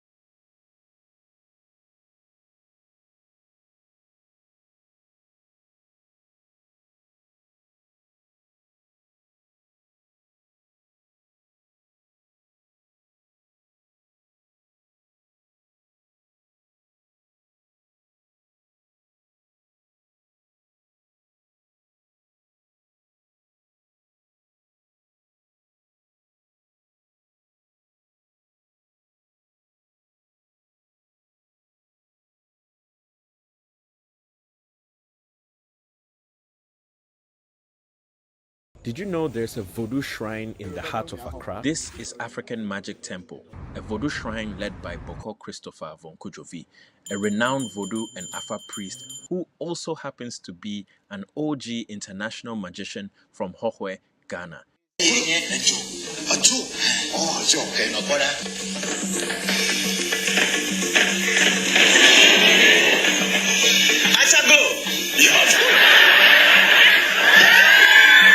He has performed across Asia and Africa, entertaining and inspiring tens of thousands with the joy and wonders of magic. In 2007, along with his family, he dazzled an audience filled with African presidents and world leaders during the African Union Summit in Accra. These are needles. 5 needles. Please, those at home, nobody should try this because it's a very dangerous magic.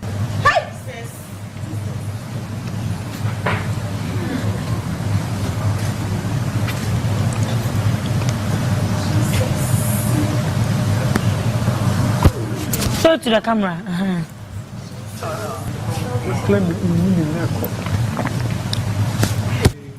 This is a string,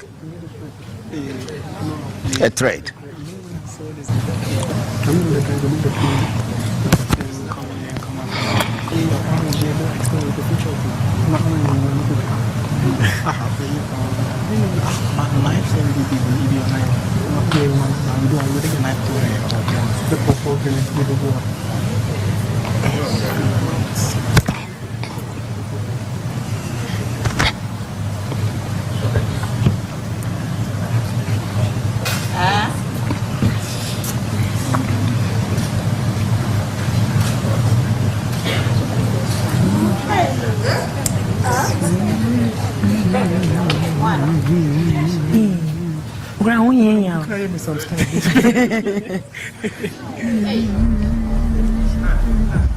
Yes.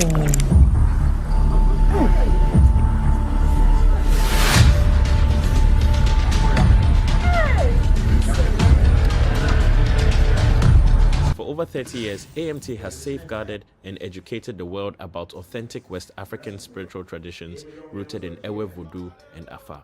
Through thousands of hours of online content, AMT has made Voodoo knowledge and practice more accessible while redefining the global narrative around the practice.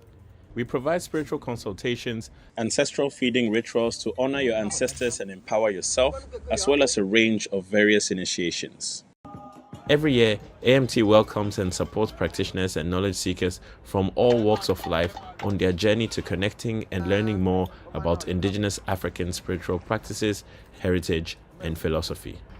Through interactive and experiential shrine tours, AMT has hosted visitors from across the world, including groups from NYU's Public Health Masters Program and Birthright Africa, a diaspora organization based in the US. We are even working with the University of Bremen in Germany to repatriate stolen Voodoo from the colonial period. And yes, we did speak with the Voodoo through an Afa divination, and they are very much alive.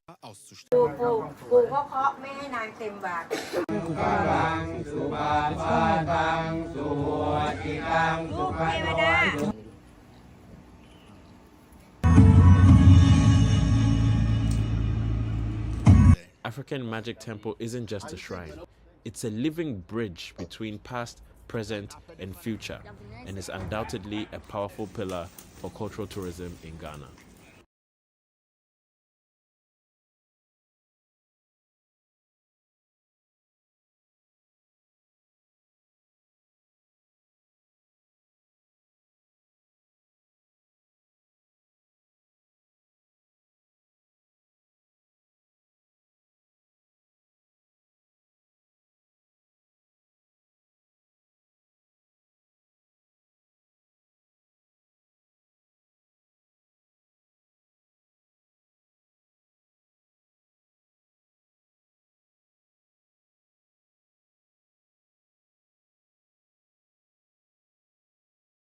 Ewe, Vikram, and Gigi. And before we go into questions, I really wanted to hear from each of you guys who you are as a person and whatever that means to you and why you're involved in the project. My name is Sana Voncujovi. I'm a junior international politics and economics student here at Middlebury College. And I started this idea of ReVodution based on my background as a third generation Voodoo priest. My father is a healer. My great-grandfather was a healer. But I could not have done it without these people. Sitting next to me, I would like to thank Gigi, because I took a photography class with Gigi last J-term, and that was where the idea came of using film or photography to show my culture, and so she was the biggest inspiration behind this. Myself, I'm very bad at shooting photos and stuff, but Pele, he has the artistic eye that I don't have. And so this project really was a combination of all these people. We're coming out with a website very soon. And I would like to thank the Middlebury Digital Liberal Arts Program for giving us funding to do that. Yeah.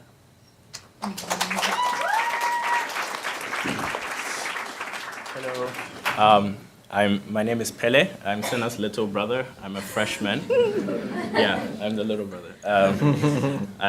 I'm a freshman. I don't have a major, but I was thinking maybe political science, African studies and film minor. And basically, we did this project over last summer, and Sena came up with this cool idea, and we all just jumped on the board, and we're like, let's do this, it's great. And I also like to thank Gigi a lot for everything she's done for us. Like, I think without Gigi, there's no way any of this could have happened.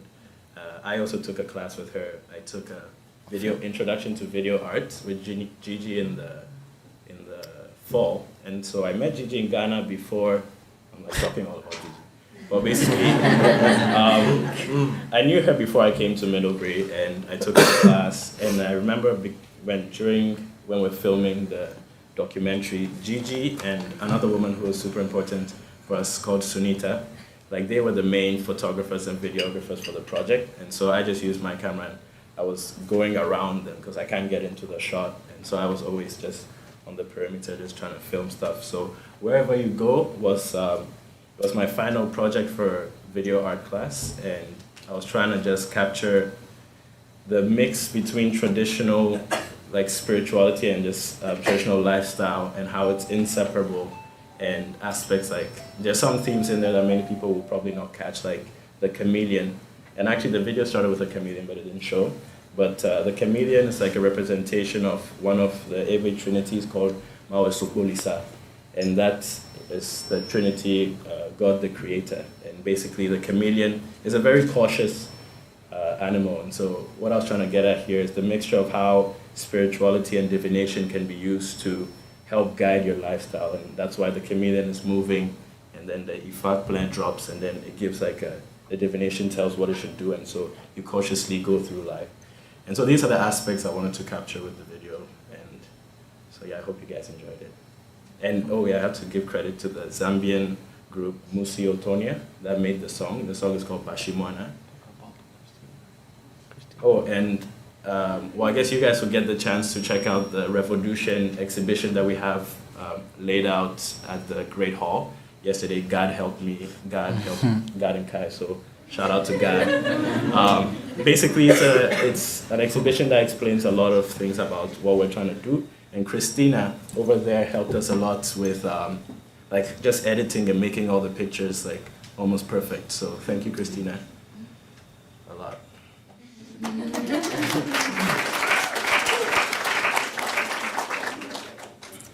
Hi guys, my name is Vikram Kalaka. I'm a senior fab biochemistry major, and I guess I'm sort of the odd one out in the panel because I played a sort of an auxiliary role. But I got into this whole thing through really my friendship with Sana, and he introduced me to his particular brand of spirituality, African traditional spirituality, and just through our friendship, I guess I kind of got into that, and that's spiraled in me being involved with this whole documentary. When in the summer I went to join Sana and Pele to help out a bit in the documentary, and I was initiated into their family's shrine, and in collaboration with the professor here, Professor Stoll, don't know if he's here tonight, but in collaboration with the professor here, I did independent study on my experiences there. And yeah, so that explains why I was on the panel. Okay. Oh yeah. And you were also initiated. Yeah, I was initiated into the shrine. Right. Hi everybody, I'm Gigi. I'm a visiting assistant professor in studio art, and this has just been a great pleasure to work with everyone, and Nasagi on the website, Senna and Pele, Vikram, Christina, and Sunita, who's not here. What else do I think maybe we'll get to some of the questions afterwards, but I guess what just brought me to the project was Senna had this wild idea. I received an email that said, "Do you want to go to Ghana?" And I said, yes. And then somehow made it happen. I don't know how it happened, but it happened.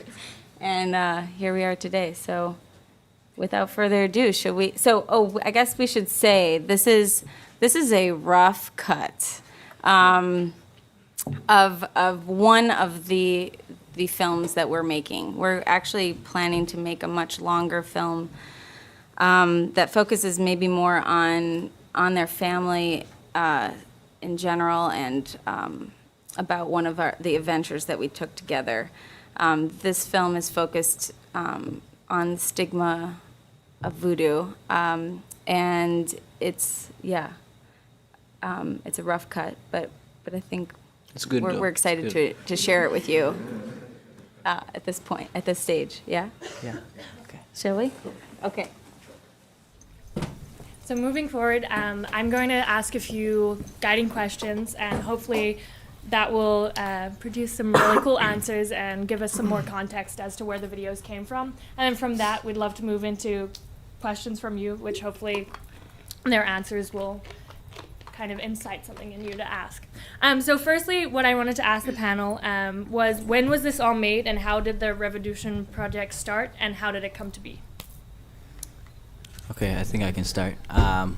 So it started, like I said, when I took Gigi's class last J-term, so last January 2015. This idea came after I took a class with Gigi. And then after Gigi's class, I was thinking of how I could use, film and photography to, capture my culture more. And I applied to so many funds and grants. I applied to, Middlebury's CSC, Center for Social Entrepreneurship, and I got rejected by all of them. So about 3 funds kind of rejected me, and kind of as a last resort, I called Gigi. I was like, "Yo, Gigi, do you want to come to Ghana? Come film?" And she was like, "Yeah, I'll come." And she said, "I'll even bring my friend." And then she brought Sunita with her, who is the videographer. So I really appreciate that. And I really like to thank Gigi again, because she's, one of the biggest, forces behind this. And so I invited Gigi, and Gigi came to Ghana in July for 13 days. And we visited 6 shrines around Ghana, about 50 hours worth of material. So it was a lot. It was very intense. It was every morning from about 8 a.m. until 11 p.m. or even longer. And, African time. Everywhere you go, it's like, oh, you'll finish at 5 p.m. and then you finish at 2 a.m. or something like that. But yeah, that's how it started. Okay, so looking at the video more contextually, how has this project changed your perception and understanding of your own culture? And what do you think will be the reception of this short film in Ghana? So I guess for me, having grown up in Ghana, I grew up there my whole life. And so I never, I was also kind of a victim to this colonial mindset of always wanting to seek what is beyond your country, and like everything abroad is great. I always wanted to, in Ghana, we say we're going outside. I wanted to go outside and go and see everything. And so I didn't really value too much, even just generally like the aesthetic appeal of Ghana. And it was through this project, because I got into photography like 2 years ago, and this was my first time taking my camera to Ghana to go and film stuff. And so it was just like a perfect opportunity to have this project so I can film. I mean, regardless, I'll still have been able to, but like have this intense weeks where I get to film all these traditional and spiritual aspects. And it really changed my perception of Ghana. Just looking at the world through your camera lens, you're trying to find the best of the best that you can get into your shot. And through that, I just started to appreciate Ghana and the landscape so much more, the people and the traditions. Like, it really opened my eyes to see that actually. And there was a time where we're driving on it wasn't a highway, it was like a mountain road. And I just stopped for a second. I was like, wow, Ghana is so beautiful, you know. And I had taken like great pictures. I went to school in Costa Rica for 2 years, and I took great pictures there. But honestly, I think the pictures I've taken in Ghana are my all-time favorites. And it really changed my perception of like what Ghana means to me, or like my understanding of it. And how the people would deal with it in Ghana, honestly, I think the older people in the society are more heavily indoctrinated with Christianity, and they have more, you know, they're more influenced, I think, by the colonial legacy, in the sense that they're very, like, you know, the older people I interviewed in the beginning of the short film, they're very like, it's bad, that's it. But the young people are more open-minded. The youth is definitely more open-minded to change and to question all these things that they've been told in society all their lives. So I don't know how it would be received, but I think among the youth it would be received more better, and among the older people it might be more of a challenge, I think. And whilst Pele and I were growing up in Ghana, I went to a Christian school, because all the good British schools are Christian. And I remember that my friends and even my teachers would call us devil worshipper or evil people because of our spiritual practice. And I would be, you know, arguing with them. I would be in class 3, so a very little boy, arguing with my teacher, and who am I to be challenging my teacher? But then there was David Fox, who's here with us right now, recently wrote an article about us, we went on a voodoo trip to Cuba, funded by the school over spring break. But then when he wrote this article and I shared it on my Facebook, I saw many of my teachers sharing it. I saw many of my friends who had been very hostile towards our spiritual practice sharing it. And that makes me hopeful that when this documentary comes out, people in Ghana will be open. They'll take interest to it, and that, you know, that's really nice to know. So I think people will take it well. Definitely some people will be like, no. But it's not something that we haven't dealt with before, of people discriminating because of our practice. So, you know, we're okay. Kind of going off that, we wanted to ask Vikram, you said yourself that your presence on the panel was kind of unique. And so we wanted to hear, what was it like diving into a new culture and spiritual practice, and what inspired you to kind of endeavor such a different experience? Yeah, well, it's a bit of a long story, but I'll give a bit of background about myself, or my religious background at least. Both my parents are atheists. Well, my mum's an agnostic, dad's an atheist. And we come from culturally religious families, but neither of my parents abandoned that early on in their journeys.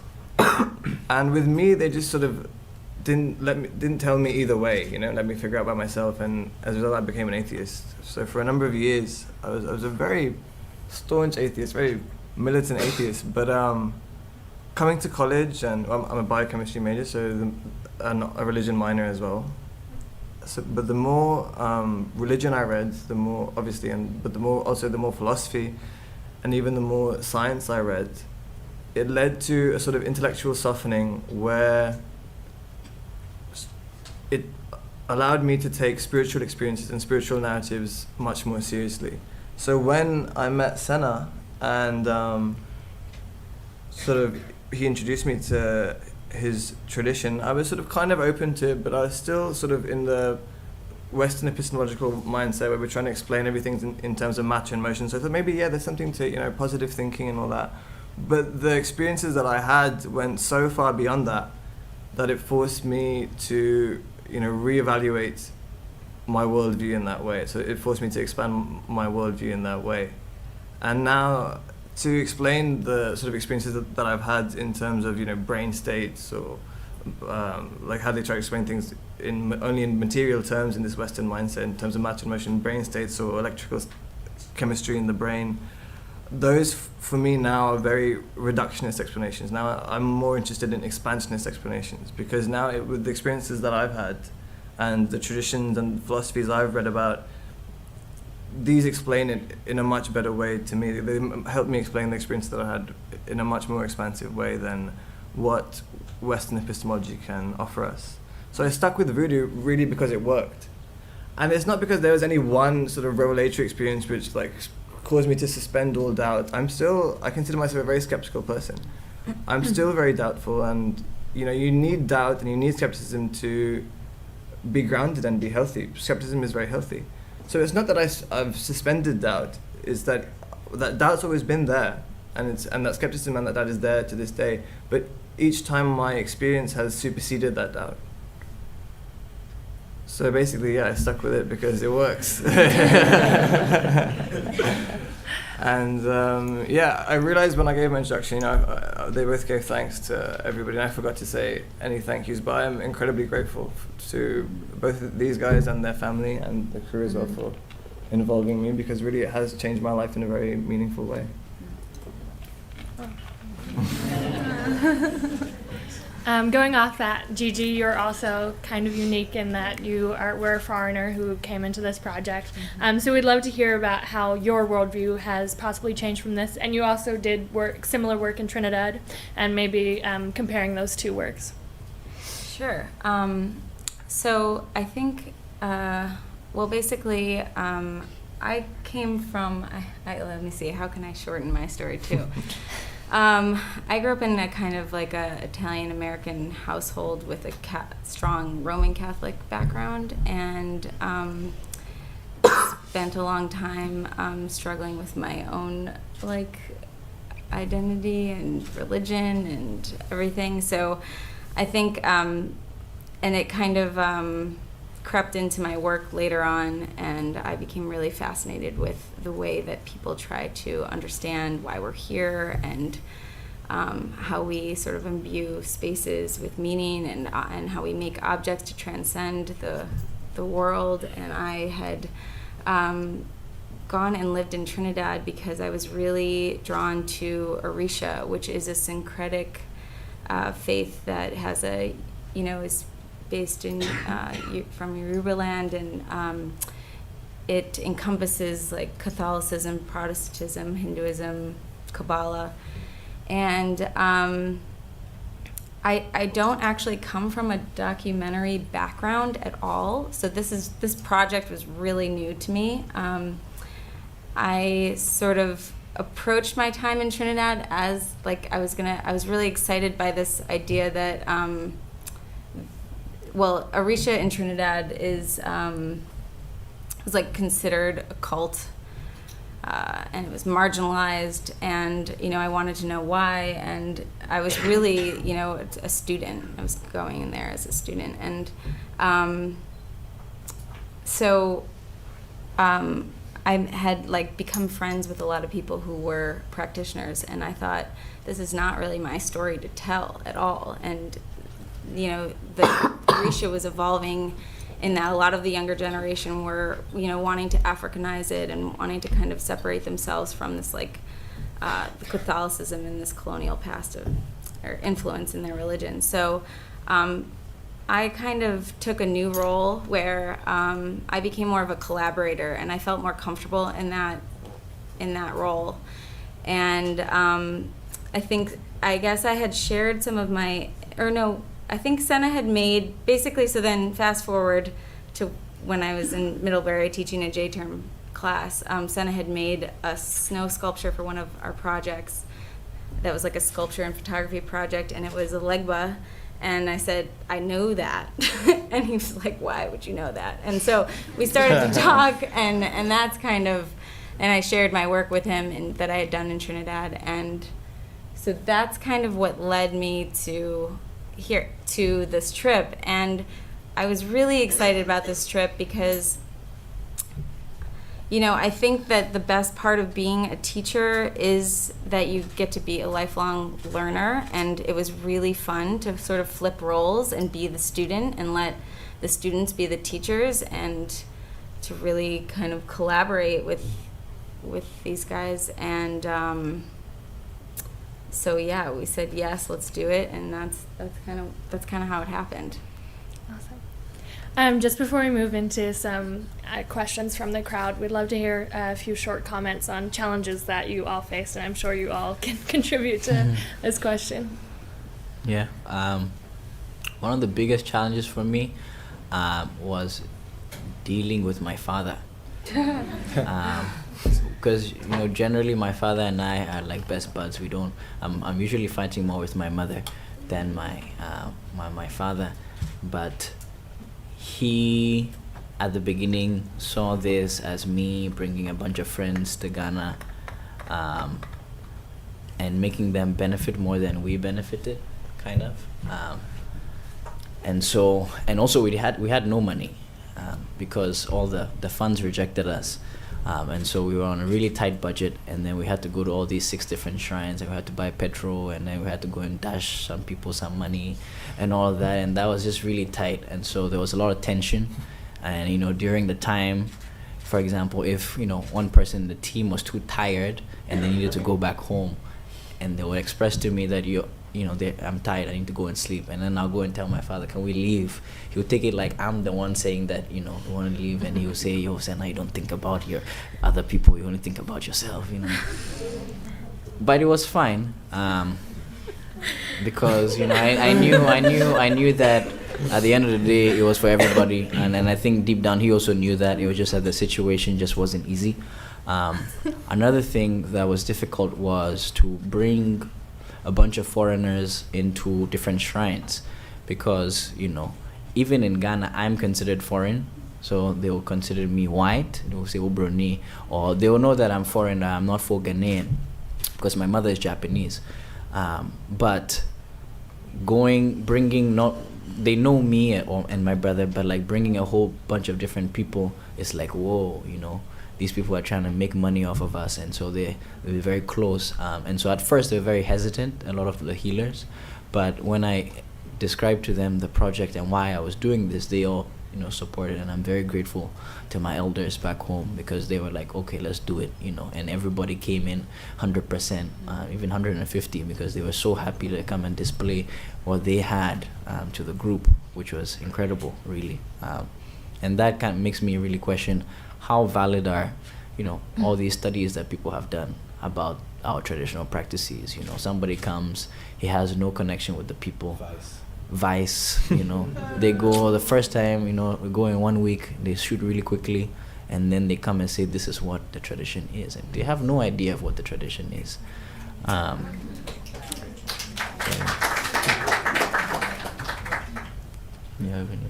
Well, I guess also for me, I don't fight as much with my mom, and I fight a bit more with my dad. and I share a lot of similar characteristics with him. Like, apparently we're relatively hot-headed people. And I think, me and my dad, we're having like our own little issues. And because Senna was kind of like the leader of the project, like my dad would lash out on Senna. And Senna is the kind of person that like internalizes, like, if you shout at him, he'll just like bottle it up, and stuff. And so when my dad shouts at Senna, that used to make me angry sometimes. And so like when my dad tells me anything, like I usually just react, and not like to be disrespectful, not that I'm a disrespectful child or anything. I'm not. I respect and everything, but then like I like to also, like if he's saying something I don't agree, I want to tell him what I think.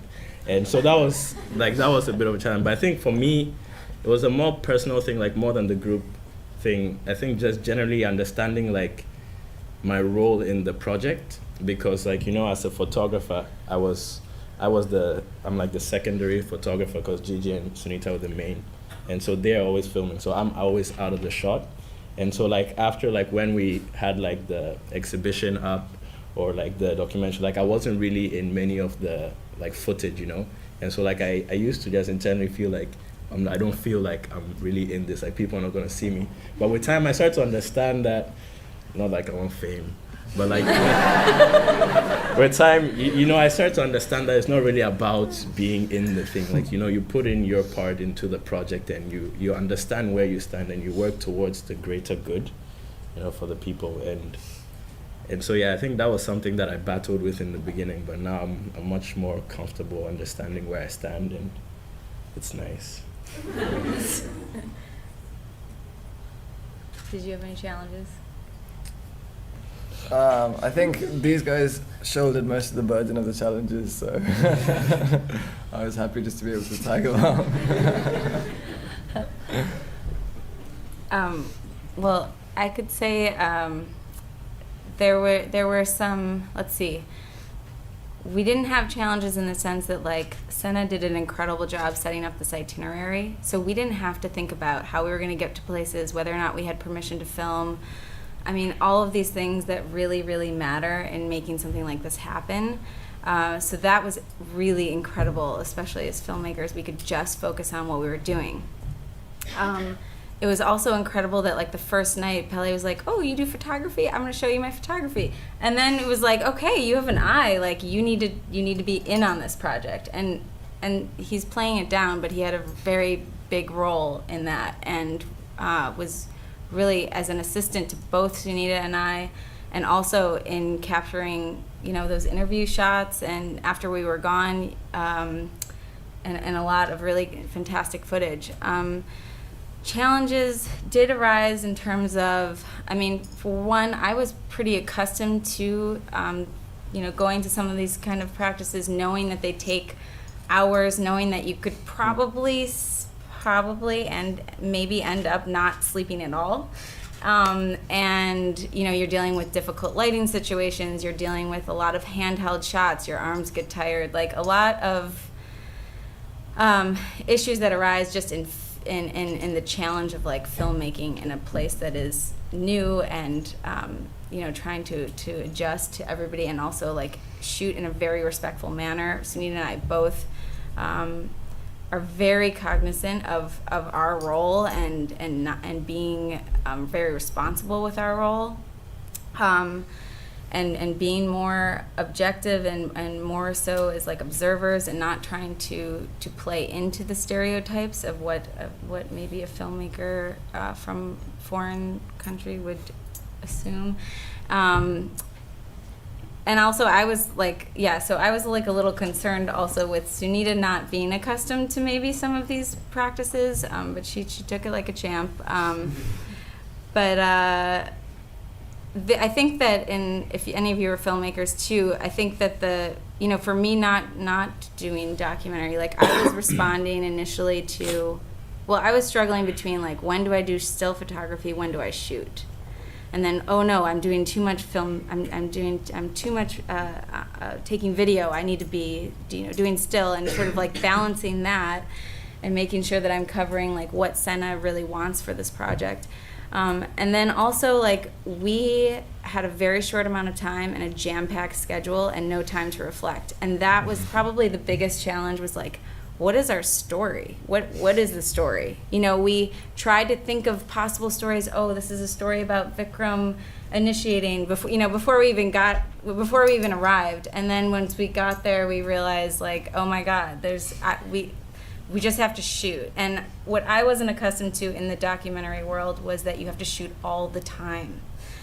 I would see like a nice shot, I would shoot it, and then I'd put my camera away, and I'd be like, so why is Sunita still? She's like shooting all, like they will not start for like 5 hours. Like they'll say 5 minutes, it will be 5 hours. But what she knew is actually that you need to shoot everything. And it was about halfway through the trip we realized, the real story is that here we have this really warm, educated, funny, delightful family that is international and cosmopolitan, and they're upholding their traditions, and that is the story. And unfortunately, we're so exhausted at the end of the night that we turn our cameras off during the dinner conversation that's really lively, and that's where all the fun is happening.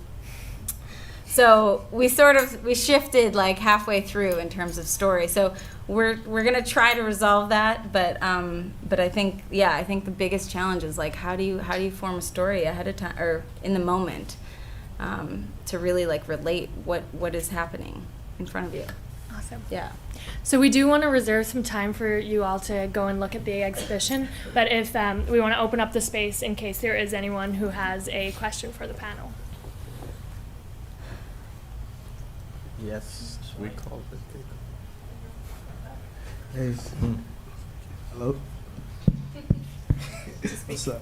My name's Jiswayo. Thank you for this. I guess I got a two-part question. Oh wait, but is it working? I got a two-part. Oh, there you go. I got a two-part question. Instead of thinking about the rapture that colonialism has caused and other religions that have come to the continent, and thinking about Christianity, Islam, do you see the future of voodoo or the practice of it as something that can be practiced alone, or can there be something about it that's blended with those traditions or with those customs or religions that have come as a result of colonialism? Can there be a type of syncretism to that? Thank you for the question. I definitely think that there can be kind of syncretism. I was recently in Cuba, and in Cuba, the slaves, they brought together their Yoruba religion. So today, if you go to Cuba, in some houses they are speaking Yoruba. That was the most surprising thing ever. And the reason what they did was that the slave masters said that they were not allowed to practice, and so they syncretized them with Catholic saints. And they say, Saint Barbara, you're really Shango, god of thunder, but I'm going to be calling you Saint Barbara from now on.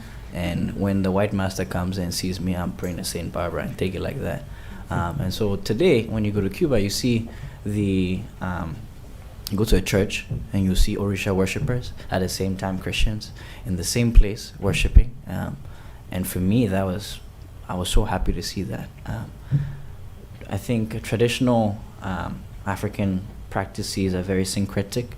We believe in the efficacy of other practices, and so I have talismans that have scriptures from the Quran.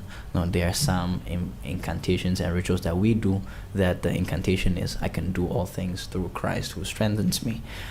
So we are open. From the traditionalist point of view, it's open to other practices. The question now is, would the other faiths like Christianity, especially, would they be willing to accept to live together? And I think this is the reason why we're coming out with this documentary, to try and show that it's not as evil as you think it is, or your idea of what it is just based on a stereotype that has been perpetuated by Nollywood, Hollywood. It's juju woman, a witch who's just killing the whole village. It's not like that. So I do think that what we can try and do is teach people to respect other people's practice, and then we can be okay, and then there can be harmony.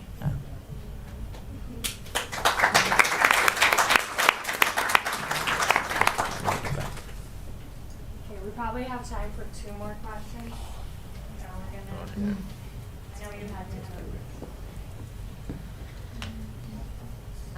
Hello, my name is Bashak, and so in the village I grew up in, the richest people would always be the ones involved in fortune telling and voodoo, because there's this huge informal market and people pay them a lot of money to make things happen for them, especially on the long term. And I was wondering if that's the case as well in Ghana, and if it is, if you would be interested in, making it another movie and maybe documenting it in that way. So I think that even though the stereotype is that voodoo or traditional spirituality is bad, the practice is that there are many people who practice but practice secretly. For example, my own sister did not want to be documented in this film that we're making because she was scared of being stigmatized, or that her boyfriend would see and their family would judge her because of that. And so there are many people that do practice. There are politicians that practice. There are people who are high up that practice, but it's not everybody. There are people who think that is absolutely wrong. There are people who will say, oh, it's good, and when I have my problems, I know where I'm going to go. But it depends. Yeah, it depends on where you go and who you talk to. But there are many people who practice, but practice hidden. There are so many pastors that come to the house, who want to learn about like herbs, because the traditionalists are the people who know the herbs. When somebody is sick or when something's happening to the person, what herbs do you use? They come and learn.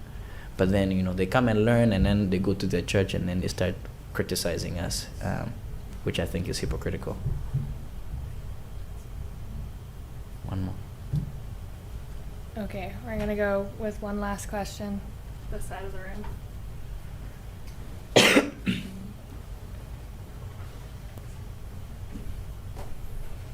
I wanted to just ask. Hi, my name's Vladimir. I feel in the Western tradition there is often a very strong correlation between like cause and effect, and then whenever we talk about any kind of alternative medicine or just alternative approaches to like feeling good in your body, people often dismiss those things because it's very hard to prove a cause and effect relationship, and that's why I feel, I don't know if that's true, but in like voodoo, people often have a misconception of like, oh, you do this and then this is going to definitely happen, and then it doesn't, and then people are like, well, voodoo doesn't work. So how do you go about kind of explaining it to people and stuff that it's not that simple, It's not like, oh, you do this thing with the herbs and then your life is going to be all better. I think it depends on the way in which people study voodoo or explain voodoo or the traditional practice. You can have the best knowledge scientifically, and you can be the smartest person from Harvard or Middlebury, but if you don't know what is happening on the ground and the realities of how people are living and how they look at the world, you will not be able to really explain what it is. And so I think that's the most important thing, is to have this, you need a bridge between the two worlds that would balance the views of one side and the other, so that you can have credible knowledge about voodoo, but at the same time you can have this almost empirical way of studying. I do think that voodoo, or our traditional practice, in time we would come up with the technologies to be able to explain why these things happen. But that doesn't start when people are saying that this thing is just mere superstition. I think the same way people in India, were able to discover meditation from the spiritual practice through yoga, Chinese, traditional medicine, African traditional medicine being the oldest, I think it definitely has something to contribute, but it has not been given the respect that it deserves. And you've always had this top-down approach where people coming in, before they come in, they know what they want to say about it. And I think that's not the way to go. And I would really like to, use my background as a platform to help that kind of, facilitate, to kind of be that bridge. I don't know anything about science, but I can help you understand what the people are trying to say. And also voodoo is it's like, oh, you want to voodoo is just, it's more than just like, like you do this and this would work. If it doesn't, it's like it gives philosophies of how to live life and how to live with your environment, how to live with your family, how to treat each other. So it teaches you so many aspects, and you can reach this like deep internal understanding of yourself through voodoo. So it's more than just like, oh, this, like do this and then that would work. Like this, it's such a big field, and that's even like a secular benefit, like just going off that. Voodoo like puts you into a lot of experiences which force you to confront yourself, like Pele was saying, and get you to the core of who you are. But there's a lot of power in that. There's power in self-knowledge. There's a lot of power in knowing yourself and what motivates you and what inhibits you, because then we can use our will, our intention to work around those kind of things and achieve, our fullest potential. So it's more than just a pure formula, putting herbs and doing this and this, but it exposes you to those kind of experiences. Yeah. So unfortunately, we have to cut the questions off there, but I'm kind of throwing the team in the deep end of this, but I'm sure you can go up and ask them. I know how much Senna loves talking about this. So we would like to thank the panel for all of the work that they've done and the discussion that we've had here today.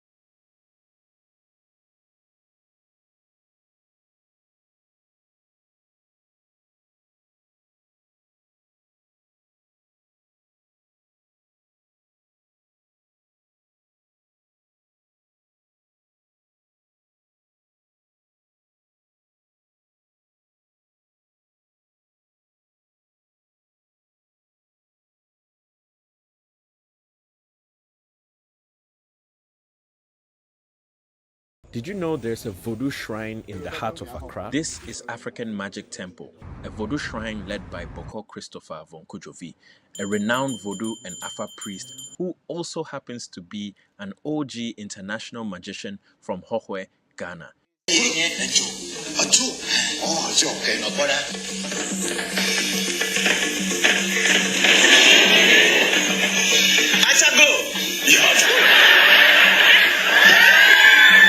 He has performed across Asia and Africa, entertaining and inspiring tens of thousands with the joy and wonders of magic. In 2007, along with his family, he dazzled an audience filled with African presidents and world leaders during the African Union Summit in Accra. These are needles. 5 needles. Please, those at home, nobody should try this because it's a very dangerous magic.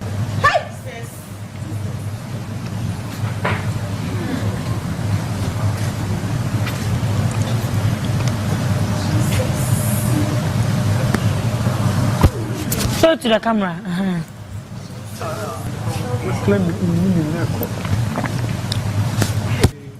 This is a string, a thread.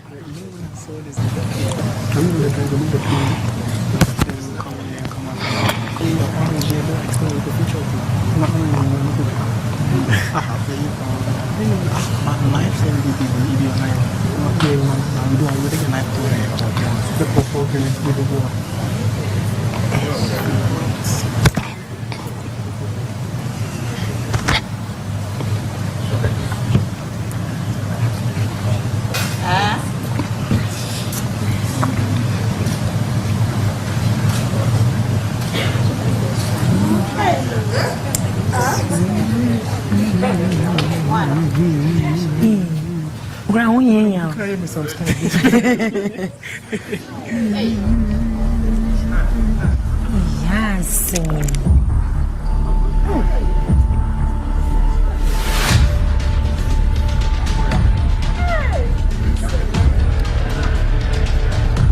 For over 30 years, AMT has safeguarded and educated the world about authentic West African spiritual traditions rooted in Ewe Vodu and Afa.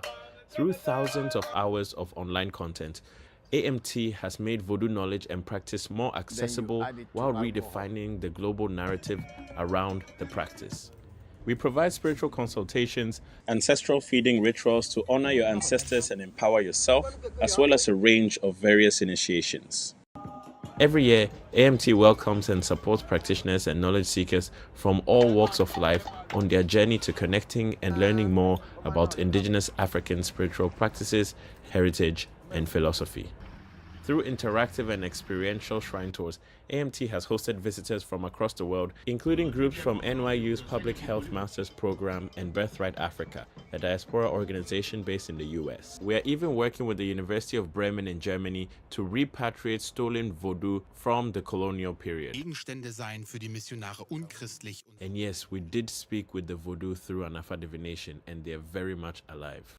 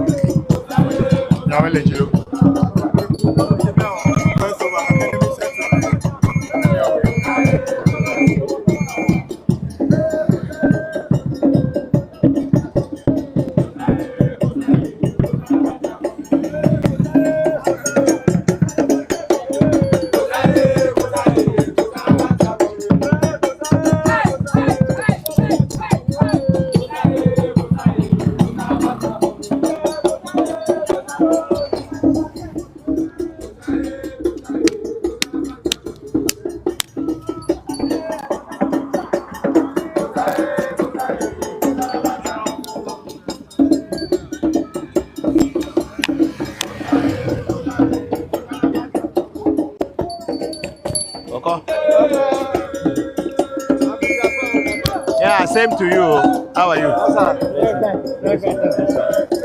you able to receive something quickly? Let's go inside. I'm coming. Let me finish this fire. I'll come inside. No, Baba. Say only get my way. Somebody will come for you.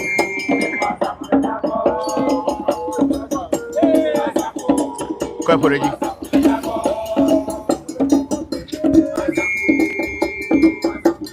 Paper,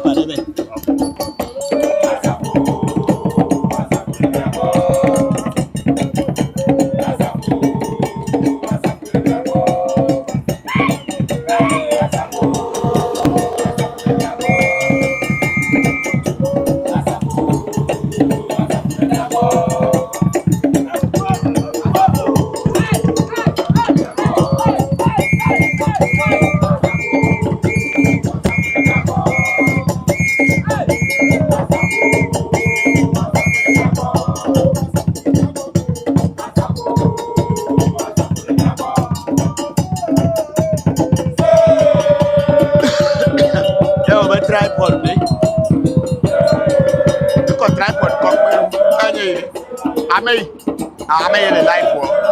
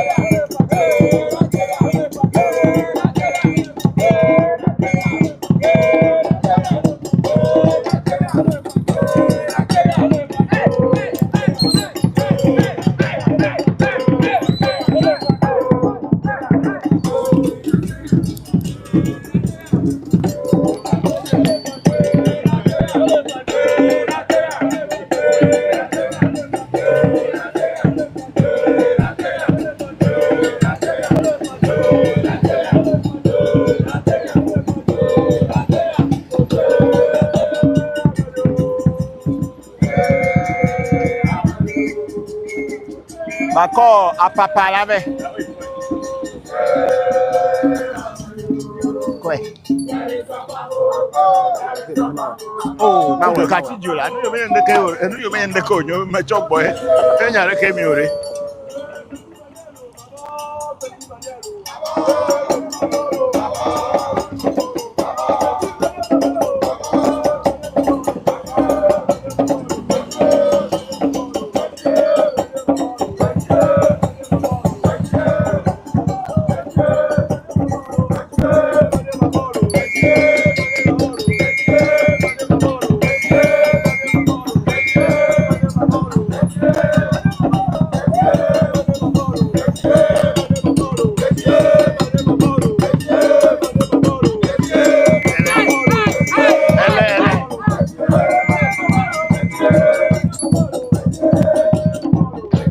Amayode, so you na flee.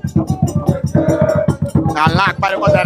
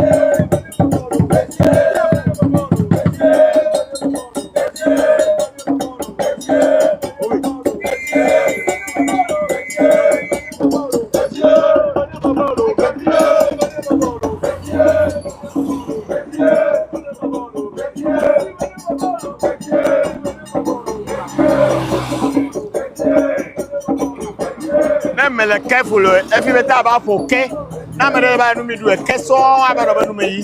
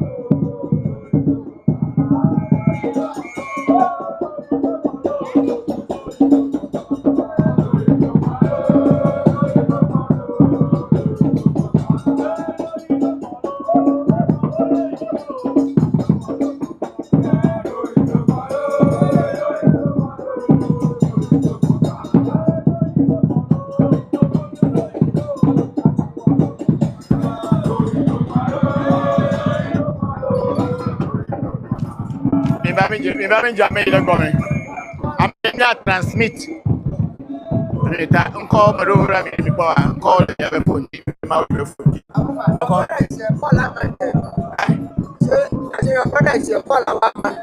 one way no come early pass the one way they hear before